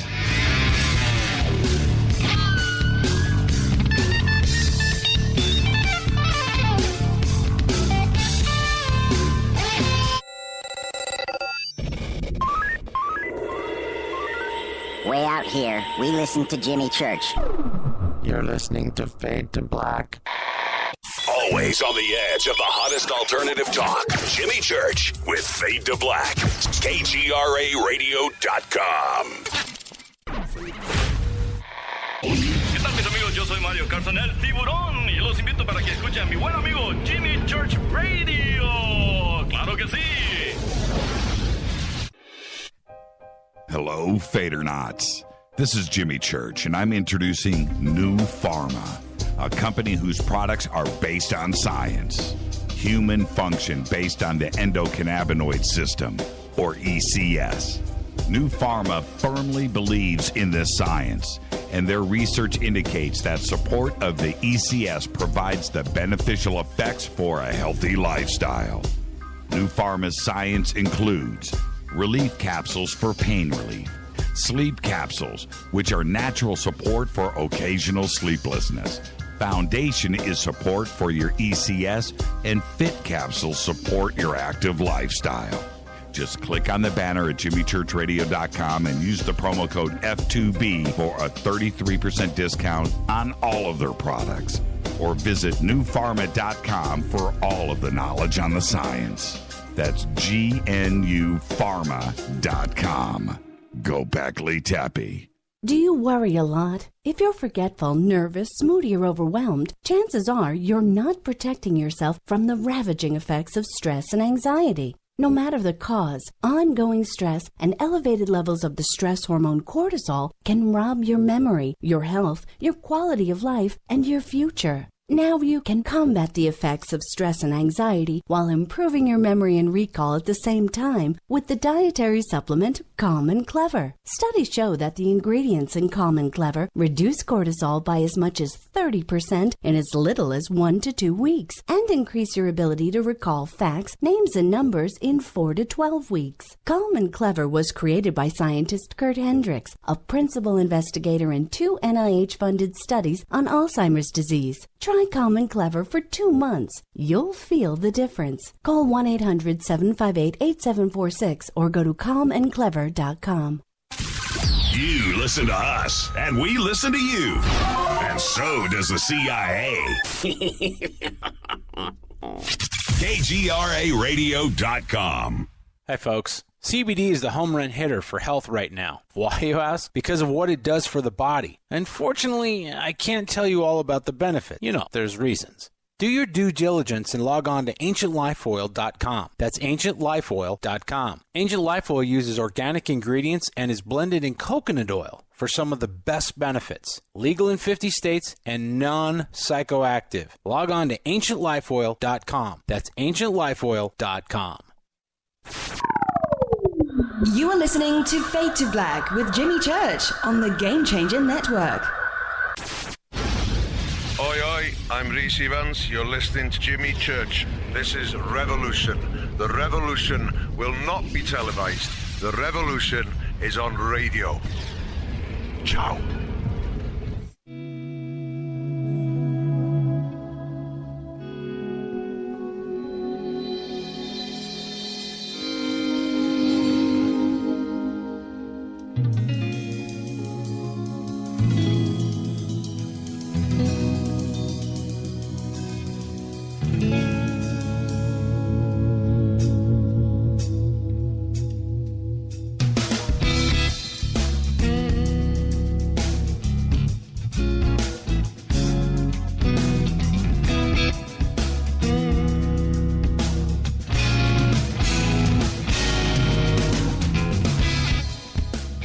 All right, welcome back. Wow, Fade to Black. I'm your host, Jimmy Church, on the Game Changer Network and KGRA, the Planet's Thursday Night Fadernight open lines. 323-825-5045 or 323-275-9695. If you're on hold, stay right there. I'll get to you in just a second. But I have this. A California witness at Moore Park, which is right here in the valley, right? It's on the west end of the valley, reported watching an odd object with cloaking abilities with the words USAF 003 on its tail. United States Air Force 003 on its tail stabilizer, according to testimony in case 84601 with MUFON. Now, in their witness reporting database, the witness was sitting in a restaurant drive-through lane at 11:24 a.m. on June 25, 2017, when the incident occurred. Now, I'm quoting here from the report. It said, "Looking right at it, my eyes hurt to look at it." He said, "It is using some kind of neural confusion. It was like trying to look at a needle coming at your eye. It gave off some type of electrical interference and seemed to rotate radially even though it was stationary. It looked big enough to hold 1 or 2 people." Very interesting. Were you in Moore Park on that day? Lots of stuff out there on the west end of the valley. Lots of technical and aeronautic and rocket companies are out there, satellite. And it could have been almost anything. Jan Harzan, the director of MUFON, had his famous sighting out there in Thousand Oaks, which is right next to Moore Park. Very interesting sighting All right, let's go back to the phones. Hi, you're live on Fade to Black. Who's calling? Michael from Florida. Hi, Michael from Florida. How are you? Great. I have been a long-time podcast listener. I never get to listen to you live, but tonight I caught you, and I actually got through to you. Ah, right on, man. And on a Thursday night of all nights, so you got to call in, too. Very cool. Perfect. Hey, so here's the deal. You have mentioned many, many times, and so have other people, about how nothing was really ever said or talked about or heard about Area 51 until, what, the 70s, 80s? I would love to hear what you have to say about that. But, the government, it wasn't until about 10 years ago, they said it never existed, right? So they were in denial about it. And you remember in Independence Day, in the movie, the first version, 1994, 95, whenever that came out, that was still the running joke even in that film, right? That it didn't exist. But go ahead, Michael, continue. So I have a story from the summer of 1963. Mm-hmm. My father traveled for business, and he would take my mom and I with him during the summer, or on his summer trips. And he liked to drive, and because he drove, he liked to drive at night when there was only a few trucks out. Still a lot of two-lane highways back then. And he loved to listen to talk radio, day and night, all the time. Anyway, we were on our way from Omaha, Nebraska to Dallas, Texas, and we're heading towards Oklahoma. Back then, there was a radio station. It was either in Oklahoma City or Tulsa. It was one of these 100,000-watt AM radios. You could hear it practically anywhere. Yeah, you could hear it in Australia, probably. Exactly. Right. So, 2:30 in the morning, I'm laying in the back seat, can't quite fall asleep when we're driving along, and the talk show guy, the host, was talking, and some guy called up, and he was very resistant in wanting to talk. He was reluctant. He didn't want to say anything, but you could tell he needed to get something off his chest, and finally the talk show host convinced him to go ahead and, tell me his story. So the guy went forward and said, well, if I tell you this, it's very likely that they're going to get me if I do this, but I can't hold back or hold on any longer. I got to tell you. Long story short, this guy was stationed at Wright Air Force Base, or airfield. Right. It wasn't Wright-Patterson, Wright. Okay. And he was sleeping, and he was on an air team, whatever. Anyway, he got a phone, or he got woken up one night. They said, we're leaving in 2 hours. Get your stuff ready. We're going. So they flew from Wright Airfield to Roswell. He proceeds to tell the story of them flying down there, loading everything up, and then they got everything down. They got the plane loaded, fueled, and flew back with, a long time ago, but there was a couple aliens. They had the ship, all the stuff. They flew it back there. When they arrived at Wright Airfield, they were met by a bunch of people who weren't in uniform. They thought that was strange. This whole thing was strange. They unloaded the plane. They immediately were taken in, and they were debriefed and basically told them, whatever, you guys never left the base today. Nothing ever happened, never to be talked about. Within, 3 days, everyone that was part of that crew was shipped off to separate places. They never saw anybody that was there again, and it was never talked about. Wow. They were occasionally briefed, and they were asked, what happened? Where were you on this date? What happened? And they continually had to say nothing happened. But it was the stress in this guy's voice, and people have asked me, how can you remember that? 1963 was a big year for me. My grandmother who lived with us died. I remember being sent home from school when President Kennedy was shot, sitting in front of the round TV watching the whole thing go on. So anyway, he talked about the hangar that they took it to, and it was just an amazing story. I always remembered it. And then as time went on, and then there was a movie, Hangar 15 or Hangar 13 or Hangar 18, I remember, it was very similar to what this guy talked about. Wow. And this was 1963. 1963. Now, how old were you, Michael? I was in kindergarten. You were in kindergarten, but you distinctly remember. See, this is what's fascinating about this, and I would love to somehow get a copy or a tape of that radio show. Roswell wasn't, by 1963, it had been forgotten, right? Nobody talked about it. And in all of the old radio shows that I've gone and listened to, there is never any mention of Roswell. They'll talk about Tacoma, Washington, and they'll talk about, different sites. They'll talk about German technology. They'll talk about all kinds of things, but they never mentioned Roswell. And until 1980, until William Moore surfaced with his Roswell book, Roswell was something that just wasn't talked about.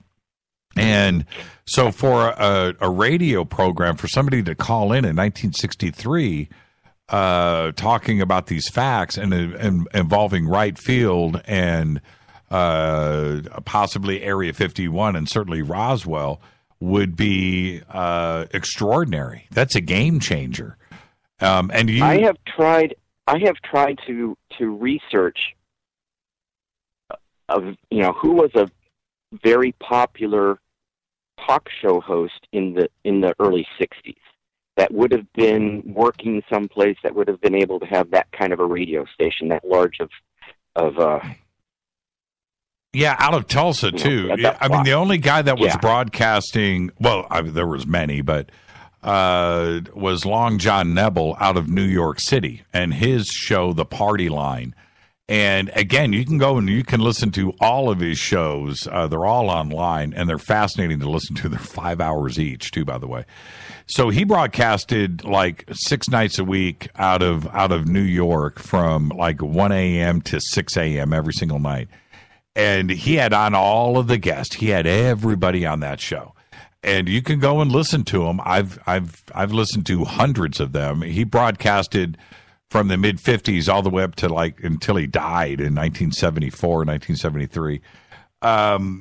So there's lots of shows out there. I haven't listened to them all. But they talk about every famous UFO case, every night on that show. And Roswell was never mentioned. And I just find that interesting. And I find that also a form of evidence, right? Because if Roswell was part of the research, and he had everybody on that show. He had Arthur C. Clarke on that show. But no mention of Roswell. And for you to be driving across the middle of the country, listening to some AM station and have somebody call in and talk about it, that's real evidence right there. And if we could only find a tape of that, would that not be outstanding? Oh, that would be that would change things. That would change things.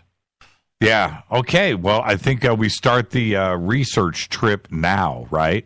Let's see. Exactly. Let's see what we can find out. And you're in Florida now, right? Have you ever? Now that you have the internet, well, certainly everybody's listening to us now too, as well, live.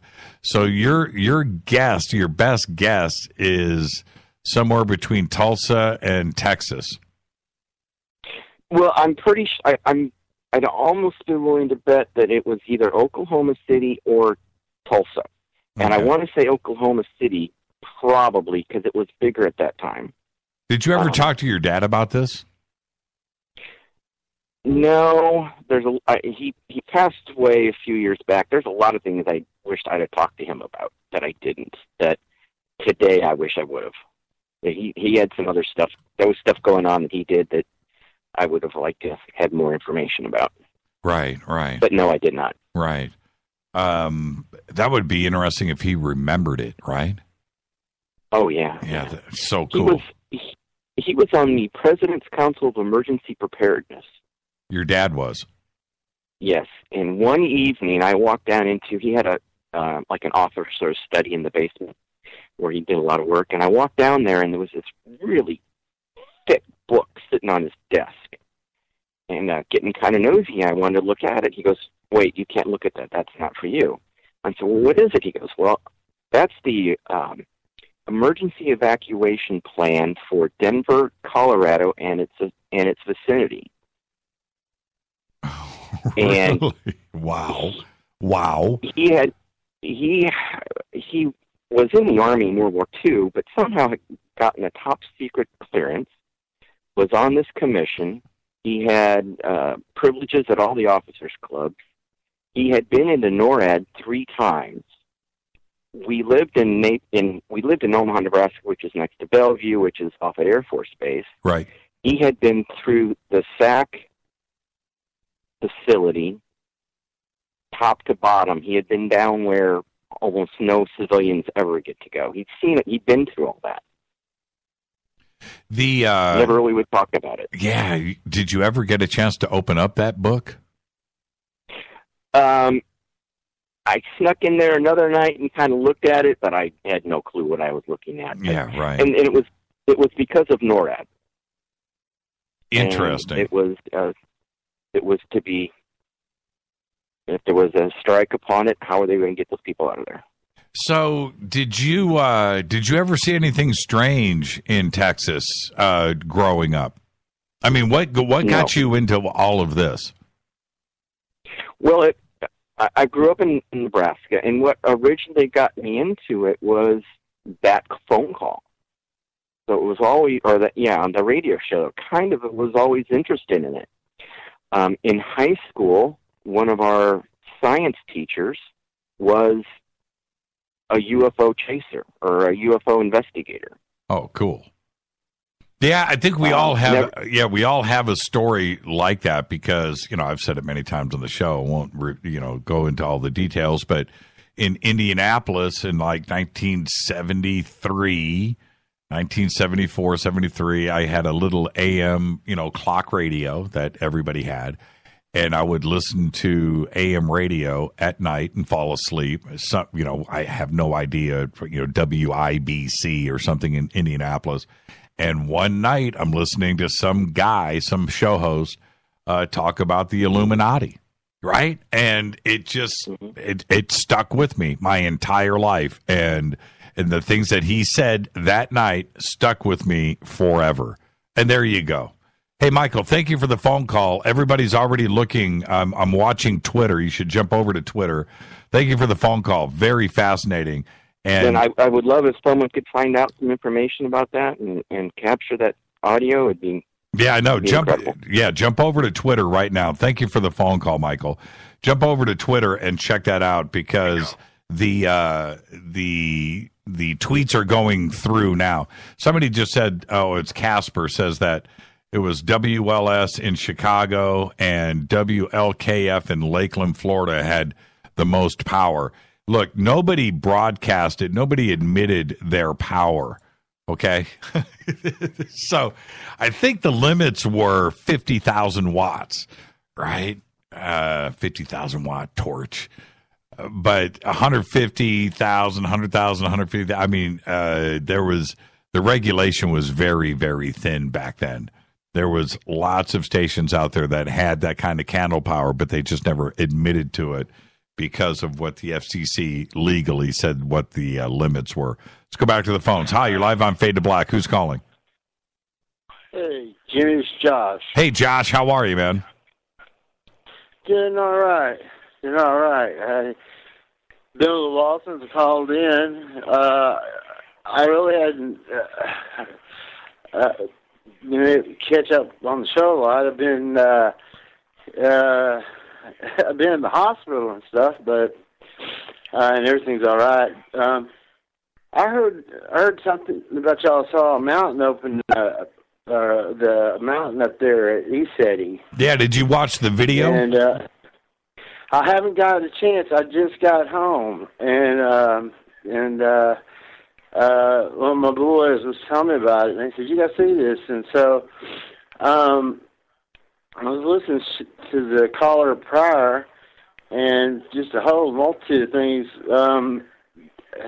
I mentioned a long time ago, probably a couple of years ago, that this was in World War II, in the very first part, around Mount Carmel. That's where the Browning Davidians were all held up at. Right. And my two uncles were, they were probably in their late 50s anyway.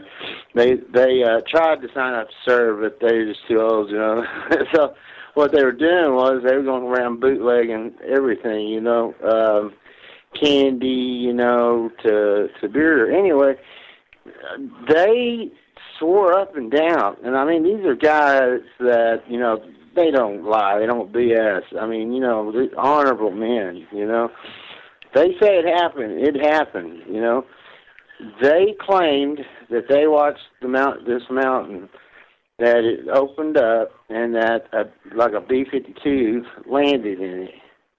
Oh, really? And yeah, and came home after doing the deal. They stopped at the post where these guards were at out there, and they making their cells, and they told everybody, and they told, of course, was telling them, shut up, they'll think you're crazy, that type of stuff. Right. And, just keep mum on that. But, I remember hearing that from them, as a kid, when they were in their late 80s, and my mom was talking to them, and so I actually heard it from firsthand. They said, yeah, and that it opened up and the plane went inside. And the other thing too was, oh dang it! I hope I don't forget. There was something else I was gonna tell you. About the radio. Yeah, the radio transmitter that he's talking about. That could have broadcasted that. There was in Shreveport, Louisiana, there's KWKHO, and they did the Louisiana Hayride Gang, and they did their broadcast. My uncle actually ran the transmitter, and he did a lot of work. He worked in Oklahoma, and for these radio stations, that. I think 50,000 watts, I think, was probably the max. Well, yeah, plus 50,000 watts in that part of the country where there's no mountains, it's all flat, right?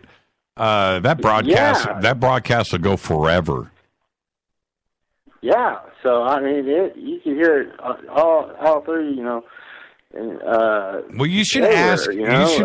Hey, Josh, ask your friends and family, especially of the older variety, if they remember some crazy conspiracy overnight talk show out of Tulsa, and just see if anybody knows, and then and get back to me on that, would you? I will, man. Absolutely. Also, the other thing, a long time ago, I sent you some newspapers that I found at this thing off the side of the road. It was just an antiques kind of thing. Yeah. It was outside of Abilene. Anyway, and it had these photos.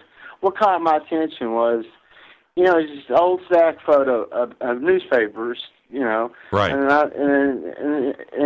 I saw it, and it had what I thought was. I said, "Damn, that looks like a UFO on it, a silver disc." And sure enough, that's what it was, and it had that story on it. Okay, and I had heard about this, and they kind of played it off. It was on one of these other forums, that I think is probably.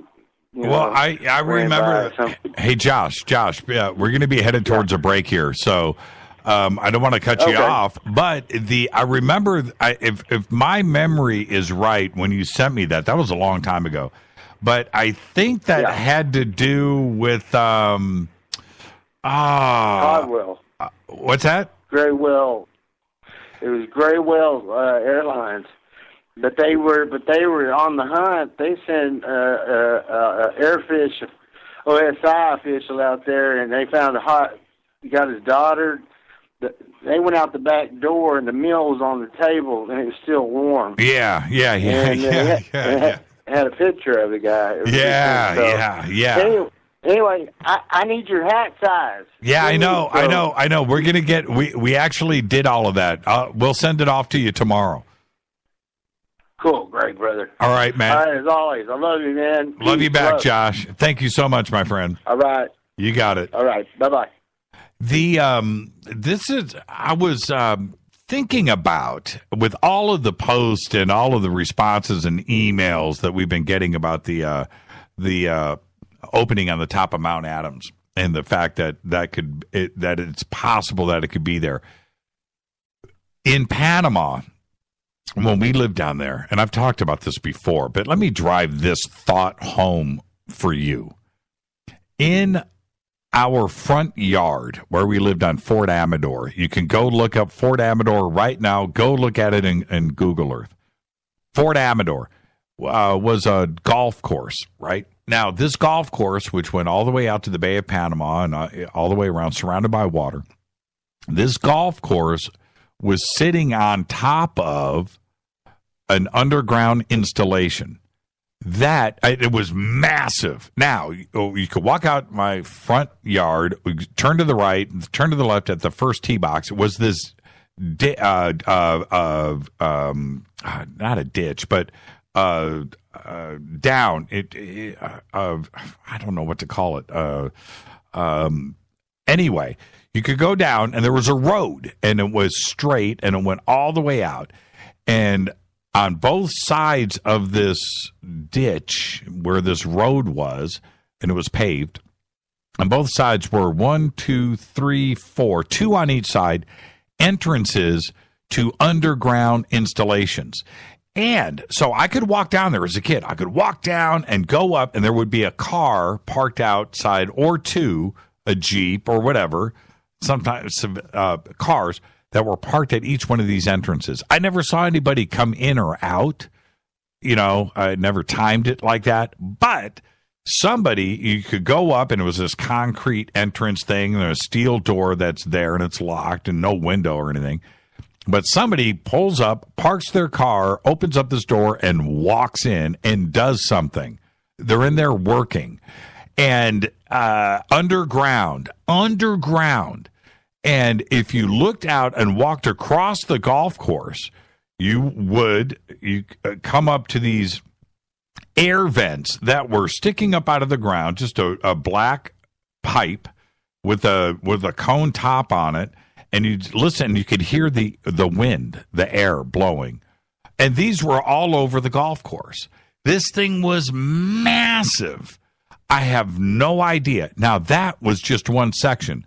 I could go anywhere in Panama. It seemed to me that all of Panama was artificial. We had two hills there, Ancon Hill and Sosa Hill. You can go look at it on a map right now. Go look at it in Google Satellite. Completely artificial. The entire hill. Not quite a mountain, but big. Fake. Hi everybody, this is Rob Halford, the Metal Guard on JimmyChurchRadio.com. This is KGRA Digital Broadcasting Station. Salt Lake City, Utah. Van Buren, Arkansas. Okay, nurse, let's get this man to the ER stat. Right away, doctor. We see this every day. Heart attack or angina pain due to blocked and clogged arteries. Chelation can remove obstructions or blockages from arteries and help avoid painful and expensive surgery. Now there's Angioprim. It's a liquid oral chelation product that you take with juice. You start to feel the results fast. Angioprim increases blood flow all over the body, and that means more energy and strength to take on the day with less aches and pains. 60 years of research has gone into chelation. and Angioprim is the result. A safe and easy way to unblock your veins and arteries from buildup that slow circulation. Paging Dr. Jones. Please report to the emergency room right away. Log on now for a special radio offer from Angioprim. That's angioprim.com/radio. ANGIOPRIM. Angioprim.com/radio or call 877-882-7221. That's 877-882-7221. So, you love talk radio? Then you'll love TalkStreamLive.com. TalkStream Live is always on, 24/7 with the best streaming talk shows. Find your favorite talkers and discover some new ones. It's free, readily available online or on the smartphone or tablet. Finding your favorite talk shows all in one place has gotten a whole lot easier. Just go to TalkStreamLive.com. Be sure to download the free apps from Google Play or the iTunes App Store. Your contact for current news and trending topics. KGRAradio.com. Did you know that when you're on the road with limited data or Wi-Fi available, you can still listen to every minute of Fade to Black by just calling 605-562-4482. No smartphone, app, or internet needed. It saves your data plan and no extra cost if you have unlimited minutes. Just call 605-562-4482. You can listen to me, Jimmy Church, on any phone, anytime, anywhere. Go Beckley Tappy. Do you or a loved one suffer migraine headaches? Listen to what scientist Kurt Hendricks has to say. 35 million people in the United States suffer with debilitating migraines. If you or a loved one are one of them, you need to know about MigraLief. Hi, I'm Kurt Hendricks, the scientist that formulated and patented the MigraLief migraine formula. MigraLief is a non-prescription dietary supplement recommended by neurologists, pharmacists, and pediatricians to address nutritional deficiencies in both adults and children over 2 with migraines. Try MigraLief for 3 months and see the powerful difference it can make in your life, or get your money back, no questions asked. Go to MIG911.com or call 800-MIG-7354. You can change your life today. So if you suffer from migraines, don't wait. Call 800-MIG-7354. That's 800-MIG-7354 or visit MIG911.com.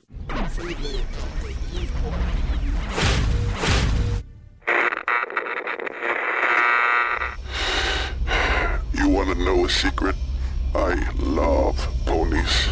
I really love ponies. I'm serious. I couldn't stay sane without ponies to brush. Why Fade to Black? Because you never got that pony, damn it. This is Fade to Black with Jimmy Church on the Game Changer Radio Network and KGRA, the Global Radio Alliance.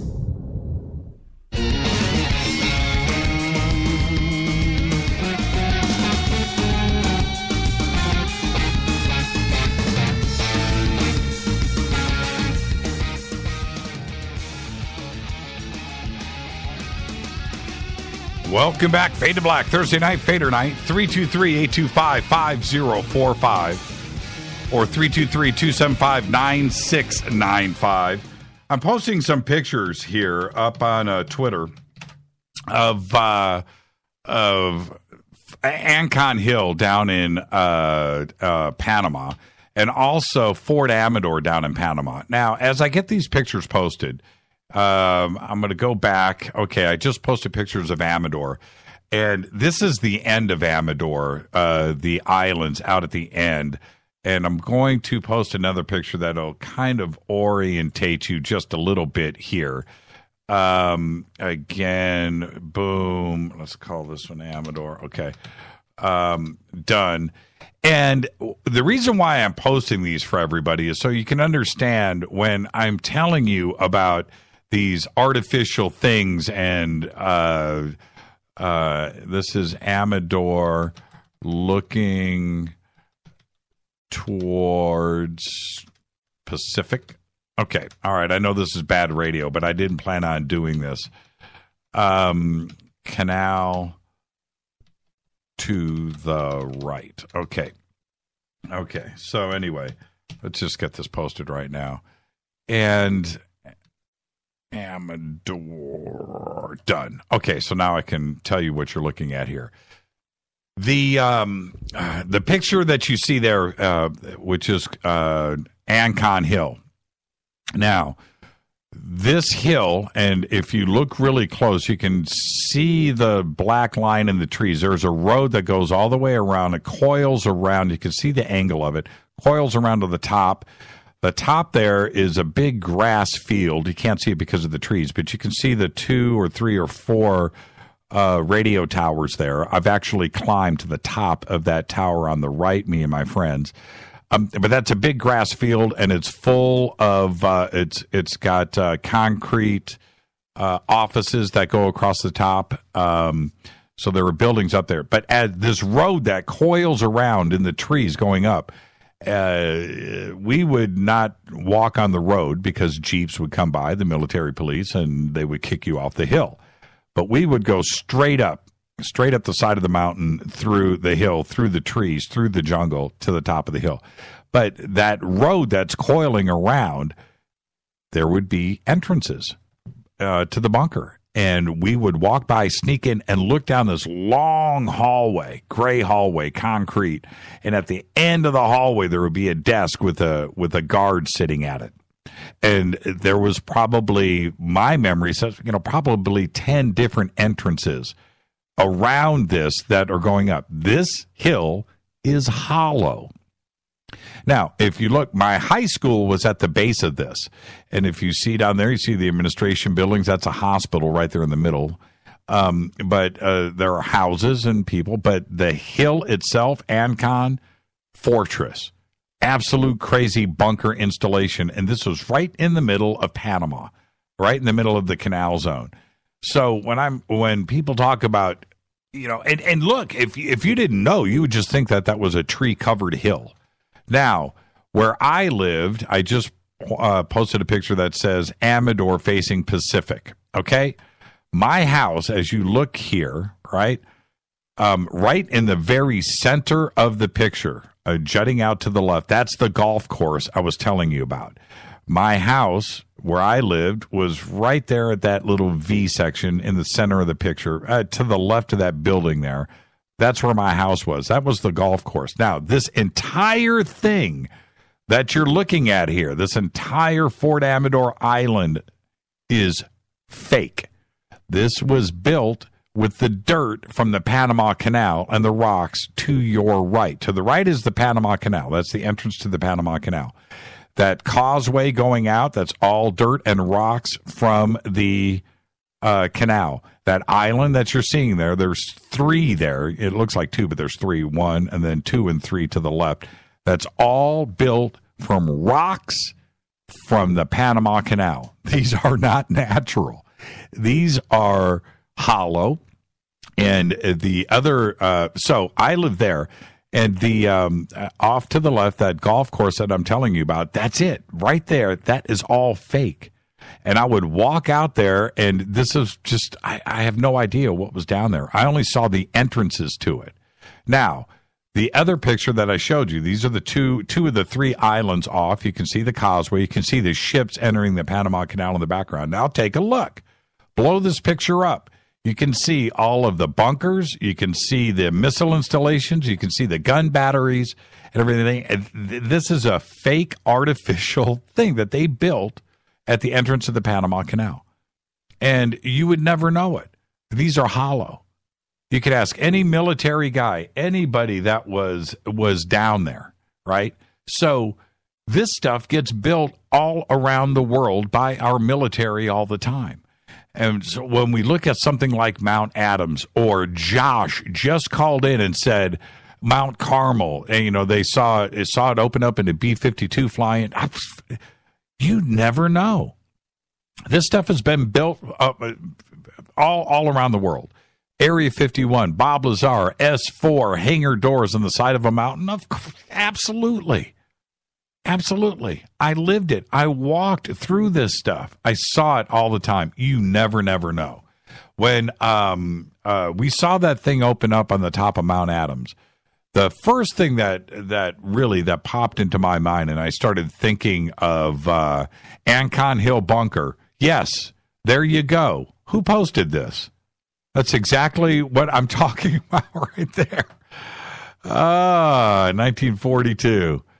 Right there. And yeah, look at that. And I would walk by. I went by this stuff when it was active, when it was, there was, still people out there, MPs and police. The door at the top, thinking of Ancon Hill, which was so big. I mean, it's big.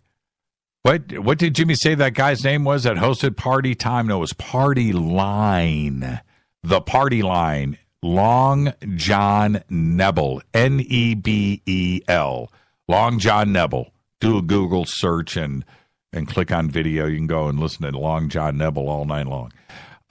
But yeah, these are hollow. And so the top of that hill, the top of Mount Adams, when I saw that entrance, there's no question to me, would we have the technology to do something like that? Sure. Would we do it? Absolutely.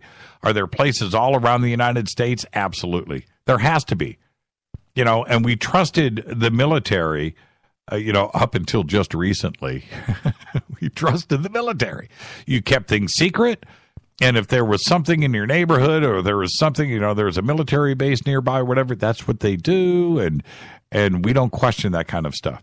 And certainly down in Panama, which was 40 miles wide by 50 miles long, this tract of land that was artificial. The Panama Canal was artificial. We dug it. It's not natural.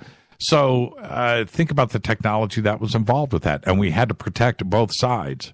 Absolutely nuts. All right, 323-825-5045. 323-825-5045 or 323-275-9695. There you go. All right, phone lines are open. Let me get to this. Next thing, I wanted to announce that this Saturday on the Den of Lore show, they'll be doing another John Anthony West telethon for our good friend John Anthony West. Jaws with Graham Hancock, Robert Bivall, Laird Scranton, Ed Nightingale, Randall Carlson, and others. And, of course, yours truly will be participating over there. I'll be over at Coast on Friday night. The telethon itself kicks off West Coast time at 5 a.m., I'll be going to bed at that time, but then I'll be up. The telethon is going on all day and all night. So come over and hang out with us, and let's raise some money for Jaws. He is in Texas right now, doing a little bit of recouping, and then we'll be on his way back to New York. Okay, so there you go. Mark Tarana, man, where are you getting these Ancon Hill bunkers? There it is.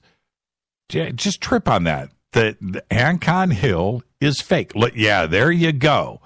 Now, imagine across the street here, those are houses, right? But here's the piping and this is just in the middle of the jungle. Air conditioning. There's many of these, by the way, as you walk up the hill, this kind of setup. But yep, absolutely. It was a crazy cool thing to do. I'll tell you something else. We used to go out there was a couple of sections of bunkers that were like deactivated. So we would go out there as kids. I'm gonna retweet this, Mark. Thank you for that. Very cool. We would go out there and we found a couple of entrances that we could get into. Looks like Montauk, Jimmy. And we would go through these bunkers. We would get flashlights, and we would walk down these tunnels. I mean, endless. Now, how cool is this? Think about this. When you're 15 years old, with you and 4 or 5 of your buddies, we would walk down these tunnels, no windows, you're underground, and to the left and to the right, as you go down these tunnels, are one office after another. 50 of them, 50 on each side of these concrete hallways. And then we would go down and maybe get to the end, find a set of stairs and go down a level. And there would be another hallway going back in the other direction, again, with like 50 offices, on each side. There you go, Ancon Hill Bunker. That's it. That's what we would see right there. Man, Mark, you are on top of your game, brother. That hill was hollow. Yeah, in my front yard. So there you go. Okay, 323-825-5045, 323-275-9695. Phone lines are open. I'm just reminding everybody this Saturday on the Den of Lore show with Chris. Come and hang out with all of us. Graham Hancock, Robert Bavall, Eric Scranton, Ed Nightingale, Randall Carlson, raising money for John Anthony West. And that's what we do for family. Okay, so check that out. We will get that reposted up here on Twitter, and everybody go and check that out. Great show, great people, great presentations that are going to be going on all night long. 100% of everything collected is going straight to John Anthony West, not only for his care and his bills, travel expenses, and all of that. So please come and hang out with us on the Den of Lore show. Next, the world's first laser weapon.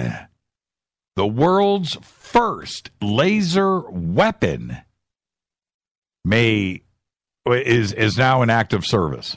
Hold on for a second. Let me click on these phone lines. I apologize for that. I'm juggling.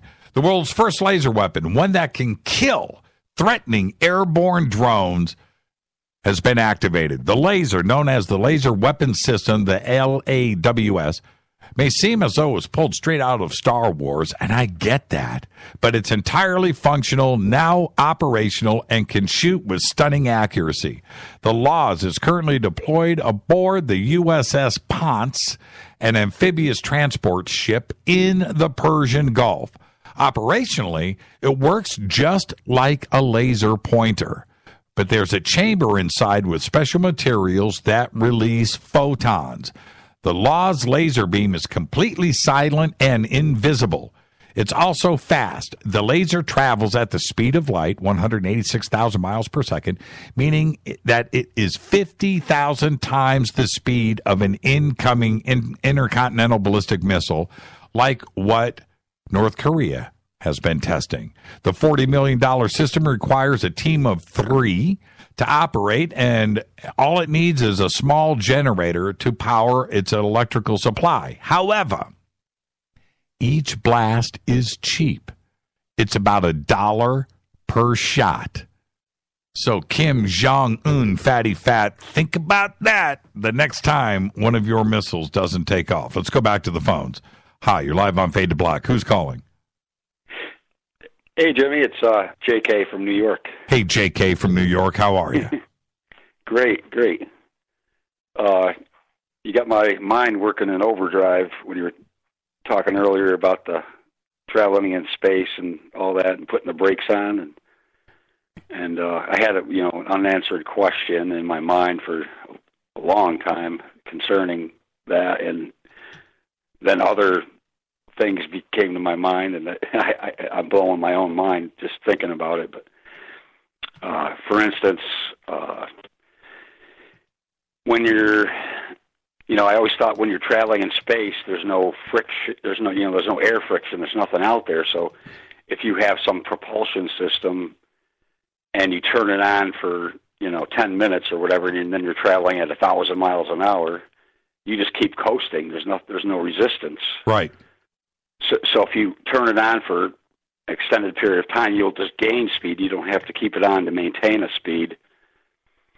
So you could theoretically get up to the speed of light, if you had the right engine or whatever propulsion, way more easily than you would think.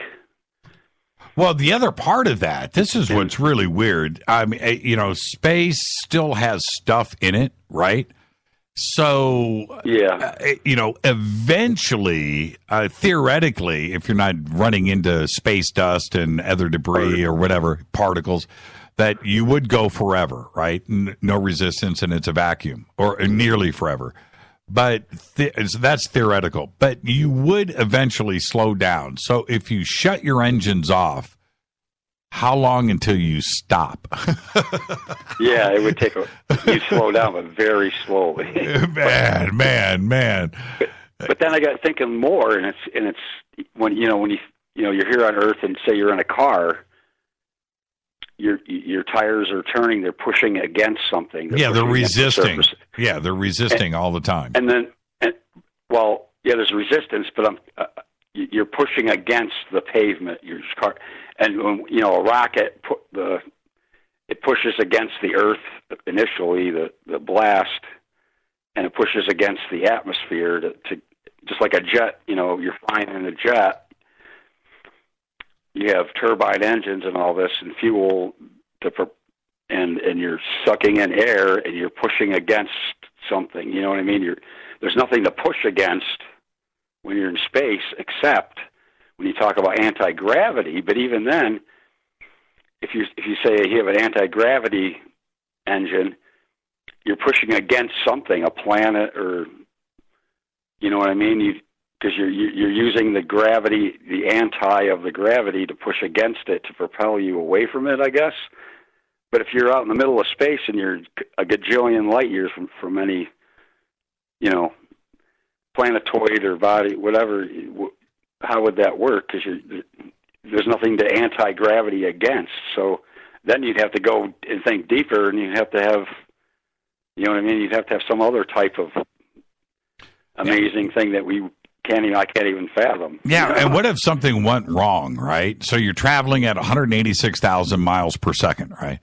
And something went wrong, and you couldn't, 100 years go by. Well, all right, how fast are we going now? 185,000 miles per second, right? I mean, there's no, how do you stop? Because there's nothing to push against. That's what I'm saying. Just think about that. 1 million years go by. How fast are we going now? 165,000 miles per second. So we're not, again, we don't know everything, obviously, but there's something they're not telling us either, the aliens or the government or something. Well, there's that part, and the other thing is you would try to swing by a planet or a star and hopefully get sucked in by some gravity. I mean, how would you stop? How would you stop? I have no idea. I really don't. It's a fascinating, and I always think of, I can't help myself, but I always think of Spaceballs, right? So, yeah. So going flat and ludicrous speed. So what else is on your mind? Well, not a heck of a lot, really, but I mean, I'm always thinking. But usually. Let me ask you really quick, JK. What do you think about the Nazca mummies? Actually, I haven't checked them out yet. Okay, you need to go do that. Have you watched our video about the entrance on the top of Mount Adams? Oh, yeah. Definitely watch that, yeah. And so what do you think? It's perplexing, and I don't doubt it at all. Yeah, it could be anything. It could be a natural cave that was exposed with some kind of cave-in or some kind of landslide or rock slide, the snow melting, and because you could see the debris coming down the hill. There's definitely that aspect of it. And maybe some of that brown, some of those trails coming out of the mountain, out of the hole, could be things starting to melt, and that's water and, dirty water coming out of this thing, which would indicate a large entrance, a large cave, something. And it could be something else. It could be, maybe it is mechanical. I don't know. Maybe it's some kind of plasma. Tie that in with what you saw, though. It is, like you said, there's always that possibility that. Yeah, we were watching some pretty amazing videos of Mount Adams over the years, Rita and I, the other night. And you watch that stuff flying around the mountain up there. Oh, man. I mean, it just makes you wonder, what exactly is going on. Some of the things that we saw up there, I'm trying to figure it out in my own mind. I'm trying to rationalize things. And we did see a lot of red glows. And looking at them with the binoculars and the night vision, it almost seemed like it was underneath the snow and underneath the ice. And it's a volcano. So maybe it's some kind of lava vent. The lava is glowing underneath the ice. Could be. Maybe that's some of the phenomena. And that's the stationary stuff. So I can kind of figure that out on my own. It's the stuff that's flying around the mountain. and moving up and down the mountain. It's bizarre to watch. It just doesn't make any sense. It doesn't. Yeah, I tried zooming in on it. It does look kind of angular, like, man-made. It does. When you see it with your naked eye, it's 13 miles away. So you know that it's big, whatever it is. There's nothing there above or around it that's casting a shadow. For those out there that keep saying, it's a shadow, man, no, there's nothing there to make a shadow. You go and you look at it on Google Satellite, and you look at the top of Mount Adams where this entrance is. There's nothing there to cast a shadow. Yeah. It doesn't exist. Unless you panic, you can't. No. There's a giant UFO casting a shadow. Well, it could be, and you start to try to figure this out. But I can tell you what it's not. It's not a shadow. Yeah. There's nothing there to create a 500-foot shadow. It's not there. It doesn't exist. Yeah. And this shadow, if it's a shadow, this entrance, it doesn't move. So we photographed it all day long, all the way to night, and it didn't change its shape. It didn't change its thing. Shadows grow, and they move. We know that. We know what a shadow does, right? A shadow at 12 noon is not the shadow that you have at 5 p.m. in the afternoon. It's two different shadows. This does not move. And if it was a shadow, the bigger question would be, well, what the hell's making that shadow? That'd be more complex. Yep. Just go look on Google Satellite. All questions are answered. I also wanted to say, it just got me thinking, but you could say, oh, maybe, different aliens or whatever. That can only travel from here and within a solar system have anti-gravity, but the ones that travel across vast distances, they use something different, which, in other words, they would have to tap into a different kind of energy that's, I don't know, 0-point energy or well, it could be. They tap into, there's something in like you said, there's something in space where there's nothing that you can tap into. Well, and if somebody's... we don't. Yeah, and this is the other trippy thing. And JK, if we run out of time, I want to thank you for the phone call. But this is the other trippy thing is if anybody's living in the inner Earth, right, that'd be an excellent exit point. Up through, something like that where you have a mountain and you have been living down there for 1 million years or 2 million years. That's your thing. That's your bat cave. That's your secret entrance. And eventually it's going to get discovered if that's what you are doing. And it's possible. I'm not suggesting anything. I don't know anything, but it's possible that it could be something like that. So always look at it in those terms. I don't know. I really don't. I don't have all of the answers. I wish I did. This is Fade to Black. I'm your host, Jimmy Church. If you're on hold, stay right there. It's Thursday night. It's Fadernight. Your phone calls, 323-825-5045 or 323-275-9695. I'll be right back. More of your phone calls are next.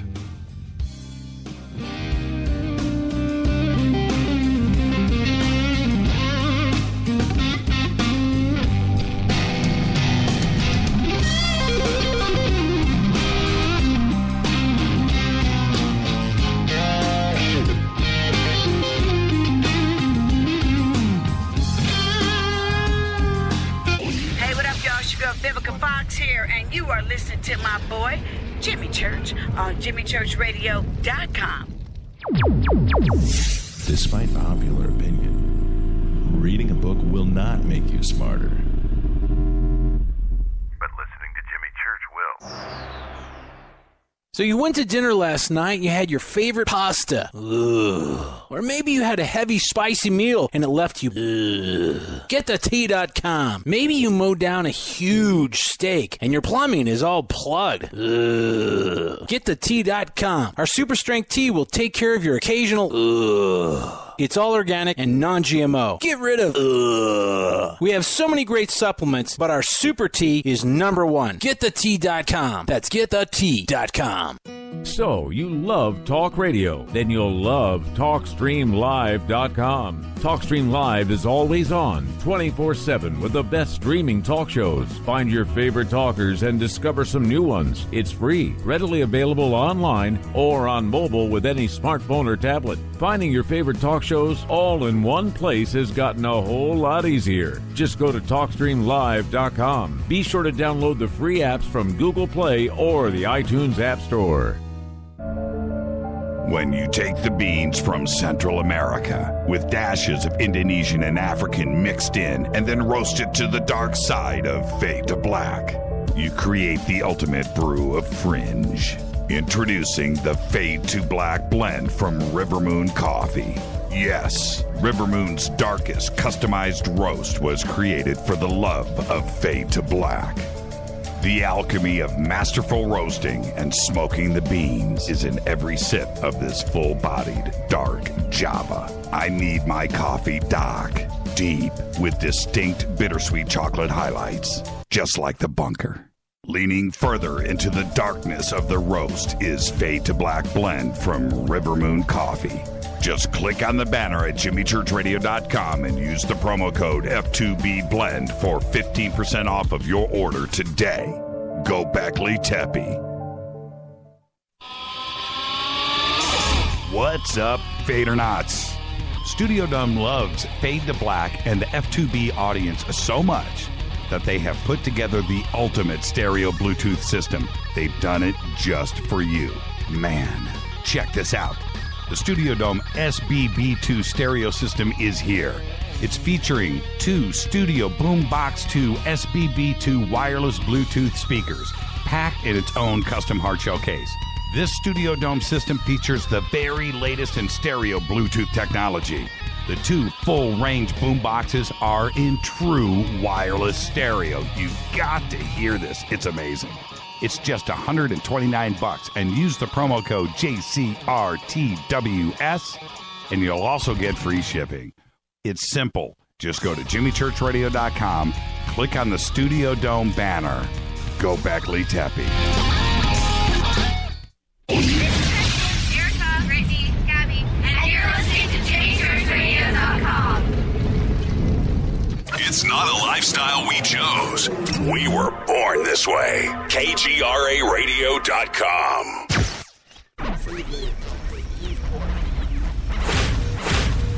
This is KJCR at jimmychurchradio.com.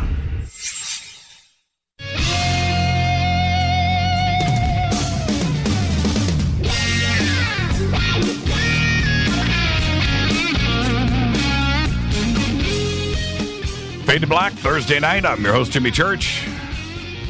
323-825-5045, 323-275-9695. Open lines. Fadernight. Let's go back to the phones. Hi, you're live on Fade to Black. Who's calling? Hey, Mr. Church. Jason, how you doing? Hey, Jason, how are you? I'm doing well, thank you.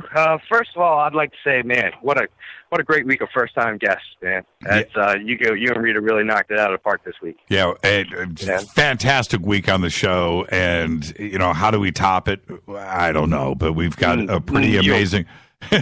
Somehow we pull it off. You'll figure it out. Yeah, yeah, you guys figure it out. Somehow, Mr. Gunther yesterday. So. Somehow, but yep. So I was calling with a personal story tonight. And I'm a little bit nervous because it's something that a lot of people don't know. But I figure, it's the family. I can go ahead and tell you, right? Right. So, so I was always younger, always pretty psychically inclined. Used to have a lot of experience. We could probably, another time get into some of the other ones. But the one I want to talk about was I was probably about 9 or 10 years old. I was living in my grandparents' house with my mother and my father. But I had the bedroom upstairs next to my grandmother. And I used to have vivid, crazy dreams, okay? And one night, I also used to see things in the house. The house was pretty active, haunting-wise. But there was one night, I was having a dream, and I got woken up, and it was a disembodied voice telling me that my grandmother was a Russian spy, and I needed to kill her. I'm sorry, German spy. I apologize. So he was like, get up now and go into your grandmother's room. So I, bleary-eyed, in the dream, I got up, and I went into my grandmother's room, and I heard the voice say, all right, look for something to hit her over the head with. I know this sounds crazy. But, I'm dreaming, right? So I'm looking around, And she had on her nightstand one of these old alarm clocks from the 1960s. I mean, big, heavy, red LEDs. I mean, this thing, if you threw it in front of a truck, the truck probably would have stopped. It was humongous. Right. So he said, pick up the alarm clock and hit her over the head with it. I said, are you sure? He said, yes. She's a German spy. Do it now. So I'm looking at the clock, and I remember it was 4:03 in the dream. And my grandmother woke up. She's like, Jason, what are you doing in my bedroom? And the voice was like, think of something really quick. I was like, I just wanted to see what time it was. And I started getting berated by the voice. And he said, that was stupid. Get out of the room. Go to bed. We'll try again later. So in the dream, I went back to bed. And that was it. Next morning I woke up. I was like, what a crazy dream. Go downstairs. My grandmother's fixing me breakfast, maybe French toast. And the next thing she said to me chilled me to the core. She said, Jason, you remember coming in my room at 4:06 in the morning? I dropped the fork, and at that moment my world, changed, completely. I realized at that second that something in that house was trying to get me to do physical harm to other members of my family. Wow. I know it sounds crazy, but it was a moment that changed me forever. While I was always kind of I'm just seeing stuff, I'm just hearing stuff. But at that moment, it was terrifying, absolutely terrifying to me. Did you? I didn't say anything to her. Well, you didn't take anybody out in the family, did you? No, I didn't. No. As a matter of fact, that was a turning point for me because up until then, I would hear voices in the house. I would hear voices independent of myself having conversations, and it would drive me nuts. And I would tell my mom, and she used to laugh it off and say it was Manny Moe and Jack talking to me. But after that, I had it out with whatever it was. I used to hear a lot of stuff in the basement. I went downstairs in the basement, and for hours, mentally, I just went back and forth with what was ever in the house, just yelling and sort of calling them out and telling them that they weren't allowed to influence me anymore, and I wasn't going to listen to them. But that moment really changed my perspective on the dangers of the spirit world. Well, not only that, and Jason, thank you for the phone call, but not only that, it confirmed to you at a very young age that there's another reality going on. It ain't just about what people are trying to tell you is real, right? That's fantastic, man. What a great story. It was actually, and later on I found out that my great-grandfather was in World War I, and he suffered from severe PTSD, and he tried to kill himself in that house, and was a quadriplegic that my grandmother had to take care of for years, and she hated her. He hated her with a passion of 1,000 burning suns, and that was his bedroom. So I can't confirm that it was him from the beyond trying to exact some sort of revenge, but that's kind of the feeling that I get. And I mean, I never liked spending time in that house after that. Yeah, I know. My grandparents' house, my grandpa Cal and my grandma Margaret, who are no longer with us, but that house freaked me out. And my Uncle Philip and my Uncle Bill, who's been on this show, right? I don't know if you remember my Uncle Bill coming on the helicopter pilot. They used to just freak me and my brothers and sisters out with these crazy stories about ghosts and stuff. And I heard nothing but noises in that house all the time. And my grandma Margaret used to, and I would hear stuff. She'd be like, well, that's our ghost. Pay him no mind. And I think all of our grandparents have those same stories. I can't wait till... It's always the grandparents' house that's haunted. Always a grandparents' house. Hey, you know what? When I have my grandkids, eventually, I'm going to freak them out too. It's my job. Yeah. Hey, Jason, have a great weekend, man. We'll see you tomorrow night on Coast to Coast, all right? You too, Jimmy. Thanks, sir. Yeah, thank you, man. All right, and on the other line here, I got Chris from the Den of Lore show. Chris, welcome to Fade to Black, my brother. How are you? I'm good, brother. How you doing tonight? And man, it's all you, man, with your Canadian badass accent. Well, Jimmy, you know what? I'm trying to emulate your accent, but I have not quite gotten the deep voice yet. I don't even. Do I have an accent? You used to have an accent of just pure sexy. Oh, and that's what I love about Fade to Black. All right. Coming right back at you, man. So now, really quick, let's talk about the John Anthony West project that you've got going on. But you've got some Ottawa news for us too, as well. So I do. So let's talk about Jaws. What's going on this Saturday? Okay, well, this Saturday, well, as you know, John Anthony West has been fighting cancer for the last almost 8 full months at this point. He's been in remission for the last couple of months at this point, but at the same time, he's still battling pneumonia. When you're fighting cancer, your immune system gets suppressed because it's fighting the cancer. So he's been battling that. In addition to the disease has been ravaging him for the last several months. And I know at this point he's getting better and he's ready to come home. We're still trying to promote the Fundly page that I'm in collaboration with Randall Carlson's Sacred Geometry International and Clay Roop, who is a friend of John Anthony West's family and John Anthony West himself. He's the one that actually started the Fundly page on advice of Graham Hancock. And we're trying to raise this Saturday $50,000 to bring John Anthony West home from his treatment center in the Brzezinski Clinic in Houston back to his home in the Catskills in New York. And we're going to have an amazing lineup, and I've actually been confirming guests while you've been on the air. In addition to Robert Bivol, who's starting the show, we're going to have a group session with Gary A. David, Randall Carlson, and Edward Nightingale, who went on an adventure after contact in the desert in May to Arizona to go check out some Clovis sites. So we're going to learn all about that adventure. In addition to, we have Laird Scranton on the show. And not only that, but Aaron Sheik is going to be joining us, a PhD. If you know John Anthony West's work, you will understand the name Schwaller de Lubitz. Aaron Sheik actually has a PhD, essentially, in Schwaller de Lubitz's work. Oh, I thought Jaws was the only de Lubitz PhD out there. Oh no!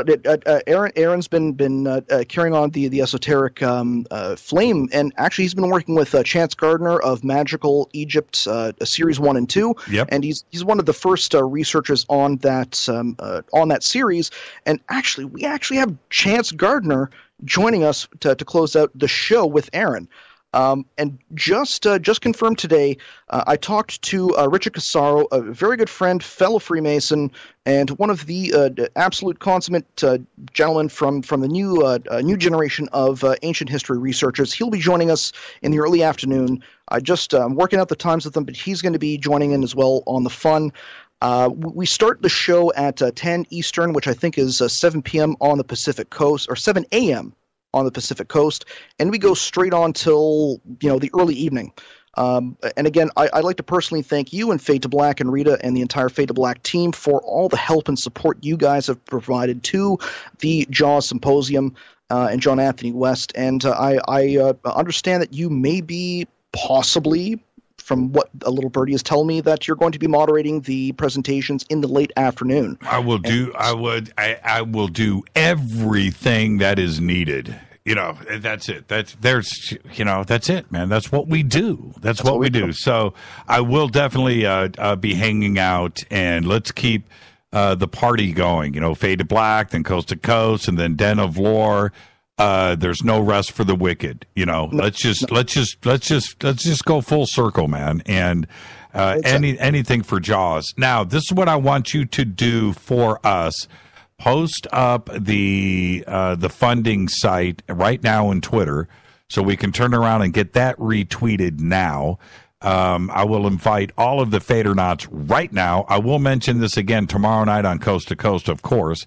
But everybody go over, reach in. There is no reason not to go and kick in $10, $20, $30, whatever you can afford.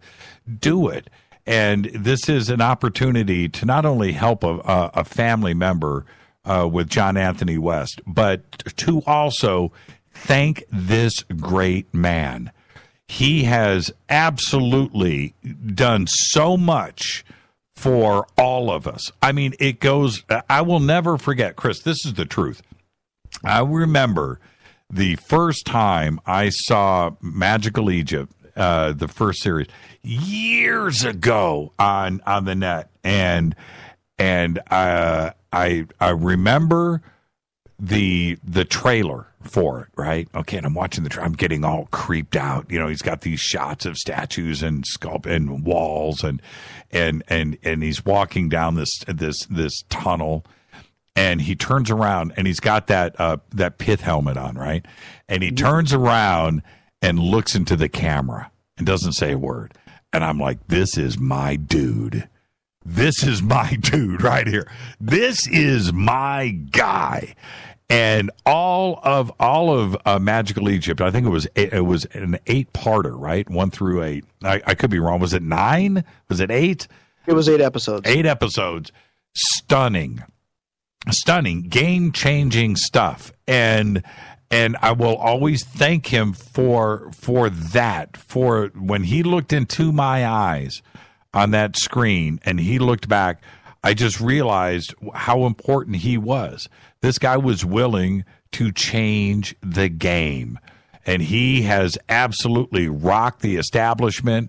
He has done his own thing because of not only Delubich, but the and Gurdjieff and some of the other pioneers before him that were willing to change the game. It caused him from a very early age, in the 50s, to change his way of doing things. And he decided then that he was going to do his own thing. He was not going to go with the orthodox. He wasn't going to go with the status quo. He felt motivated, and he has never, ever changed his view. I don't know, Chris, have you ever had a chance to sit down with him one-on-one and have a conversation face-to-face? I've not. I actually heard through through another podcast that he was battling cancer, and I had been kicking around an idea of what can I do to be able to help. I don't know the man. Well, personally, I've never talked to him. I'm like, you know what, you got to do the good thing, right? Well, that is totally commendable, and I want to thank you for that. And one day you will be able to experience exactly what I'm talking about. Because when you sit down with him and have a conversation, I'm telling you right now, you shut up and you sit. That's what you do. And the way that he speaks with such passion and the knowledge, it's just an extraordinary thing. And that's what we need to do here. That guy has changed lives. I mean, when you think about, Graham Hancock is on his path, right? And he's doing his thing. Along comes West, right? Shock is doing his thing. Along comes West and changes Shock's life. Baval, doing his thing with Orion, and along comes West, and Randall Carlson, and Laird Scranton. You ask any of these brilliant, great guys and researchers and game changers who they look up to, and they're going to tell you it's Jaws, and right now this guy needs our help, and that's what we do. So all of the Fadernauts, please hang out with Den of Lore all day. As soon as I'm available, I'll be joining the show, and I will do everything that I can to help out Jaws and help this thing along. Okay, and I want to thank you again, Chris. Now, enough of that. Enough of Jaws. He got enough airtime. That's it. Ottawa, man. What is going on in the skies of Ottawa? Okay. So you were talking, and it's Thursday today. So on Tuesday's show, you opened up the lines. And you said what's going on in Ottawa. I tried to call in. Unfortunately, I missed the deadline. I probably called the wrong Skype, and I do apologize for everyone out there.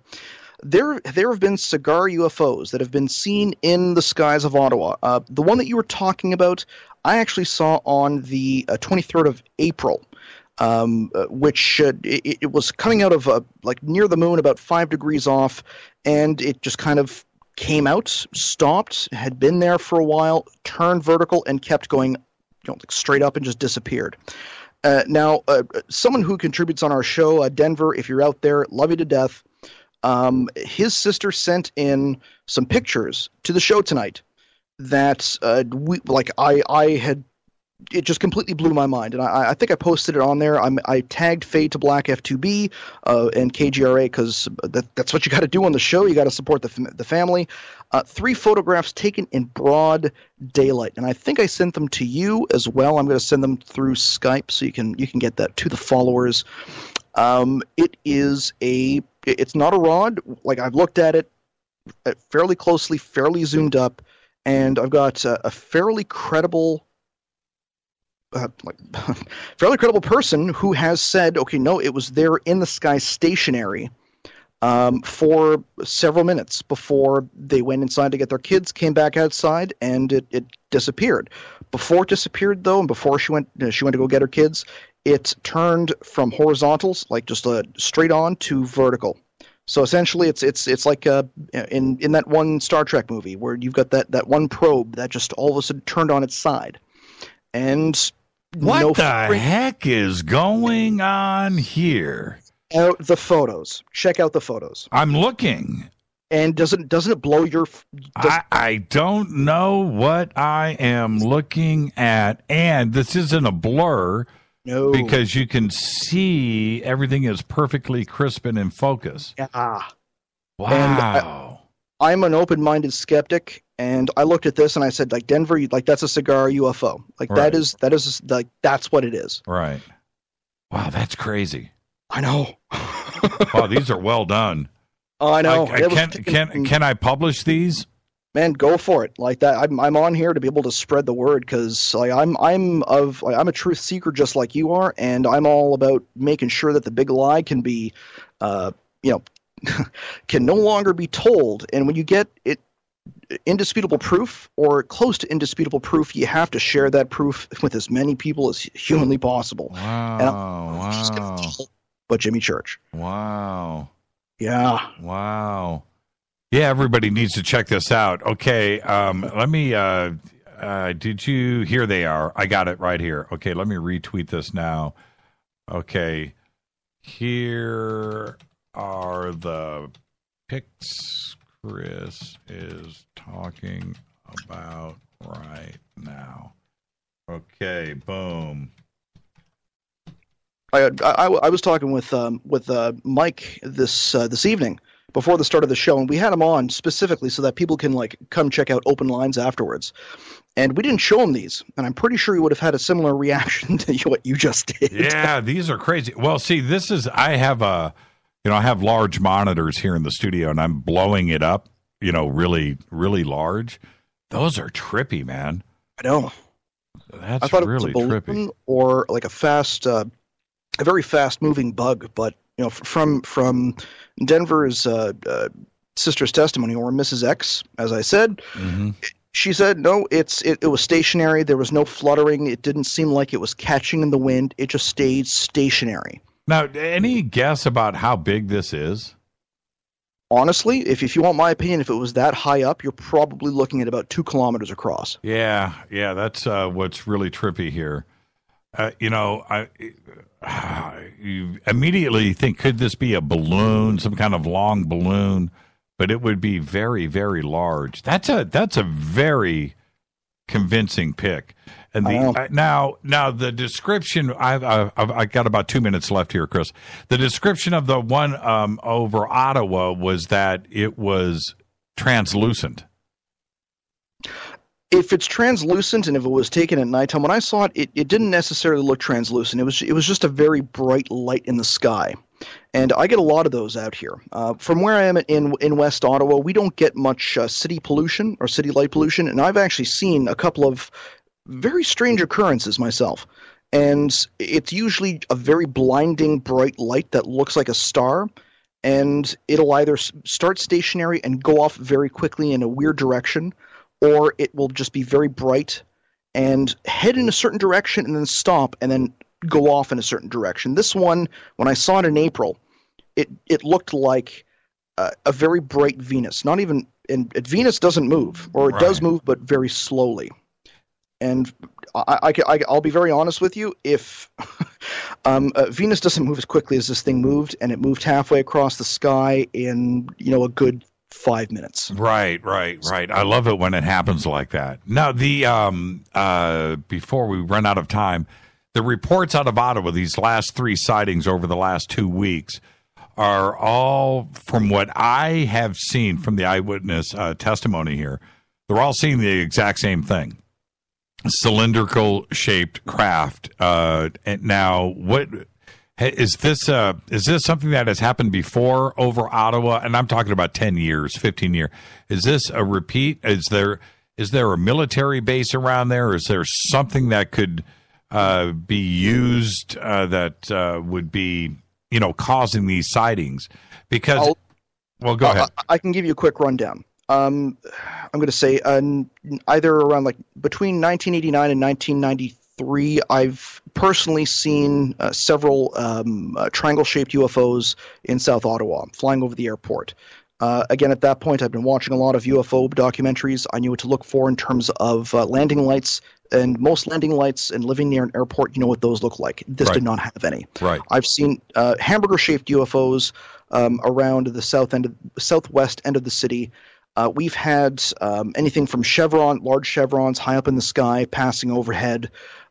We've had cylindrical UFOs. I've personally seen and photographed, which was with a cell phone, which did not turn out very well in dark light, actual orange orbs.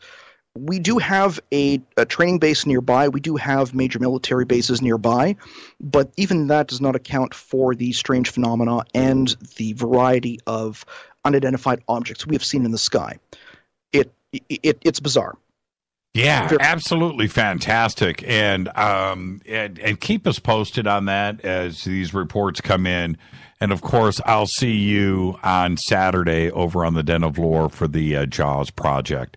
Again, Chris, thank you so much, my friend. And I'll be on Coast tomorrow night, but then I'll see you on Saturday. Thank you so much, and don't change. It's my pleasure, Jimmy. Thank you very much, and for all the Fadernauts out there, keep being awesome. That's what I'm talking about. Thank you, Chris. Thank you. Chris from the Den of Lore. That will be Saturday. We've got everything posted up on Twitter right now, and go and check it out. Again, tomorrow night I will be over at Coast to Coast. My guest will be Barry Littleton, and followed by Open Lines tomorrow night on Coast. So get ready for that. Now, man, I got to get this one in. This is too important. A day after voting against an environmental policy he called fueled by alarmists, City Councilman Mike Fagan said that this past Tuesday he wasn't sure whether hazardous chemicals were being released by aircraft into the stratosphere. Yes, Fagan said by virtue of the fact that it is being openly discussed in certain circles, I think there may be some merit to it. What I would like to do is issue a challenge to the citizens out there. If they see an airplane in high atmosphere, watch the airplane's activities for a while.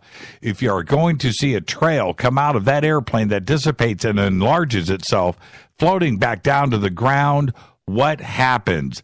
They want to know. Absolutely incredible story, and more on this on Monday. Is this official confirmation on chemtrails? Man, we got to talk to Dane Wigington. I think that's what's breaking next. And this concludes another Fader Night, another Thursday, another night of open lines, and of course, another night with Jon Rappoport. Fade to Black's executive producer is Rita Kamarian. Show is produced by Hilton J. Paul, Mark T. Kovar, LJ3, Renee Jonas. Thank you, Dennis. Thank you, Bob.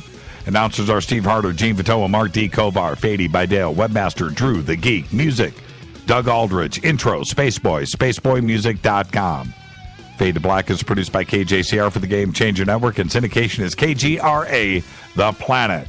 This broadcast is owned and copyrighted 2017 by Fade to Black and the Game Changer Network. It cannot be rebroadcast, downloaded, copied, or used anywhere in the known universe without written permission from Fade to Black or the Game Changer Network. I'm your host, Jimmy Church. Follow me on Twitter at JChurchRadio. I'll see everybody tomorrow night on Coast to Coast AM. Until then, everybody be safe. Go Beckley Teppy.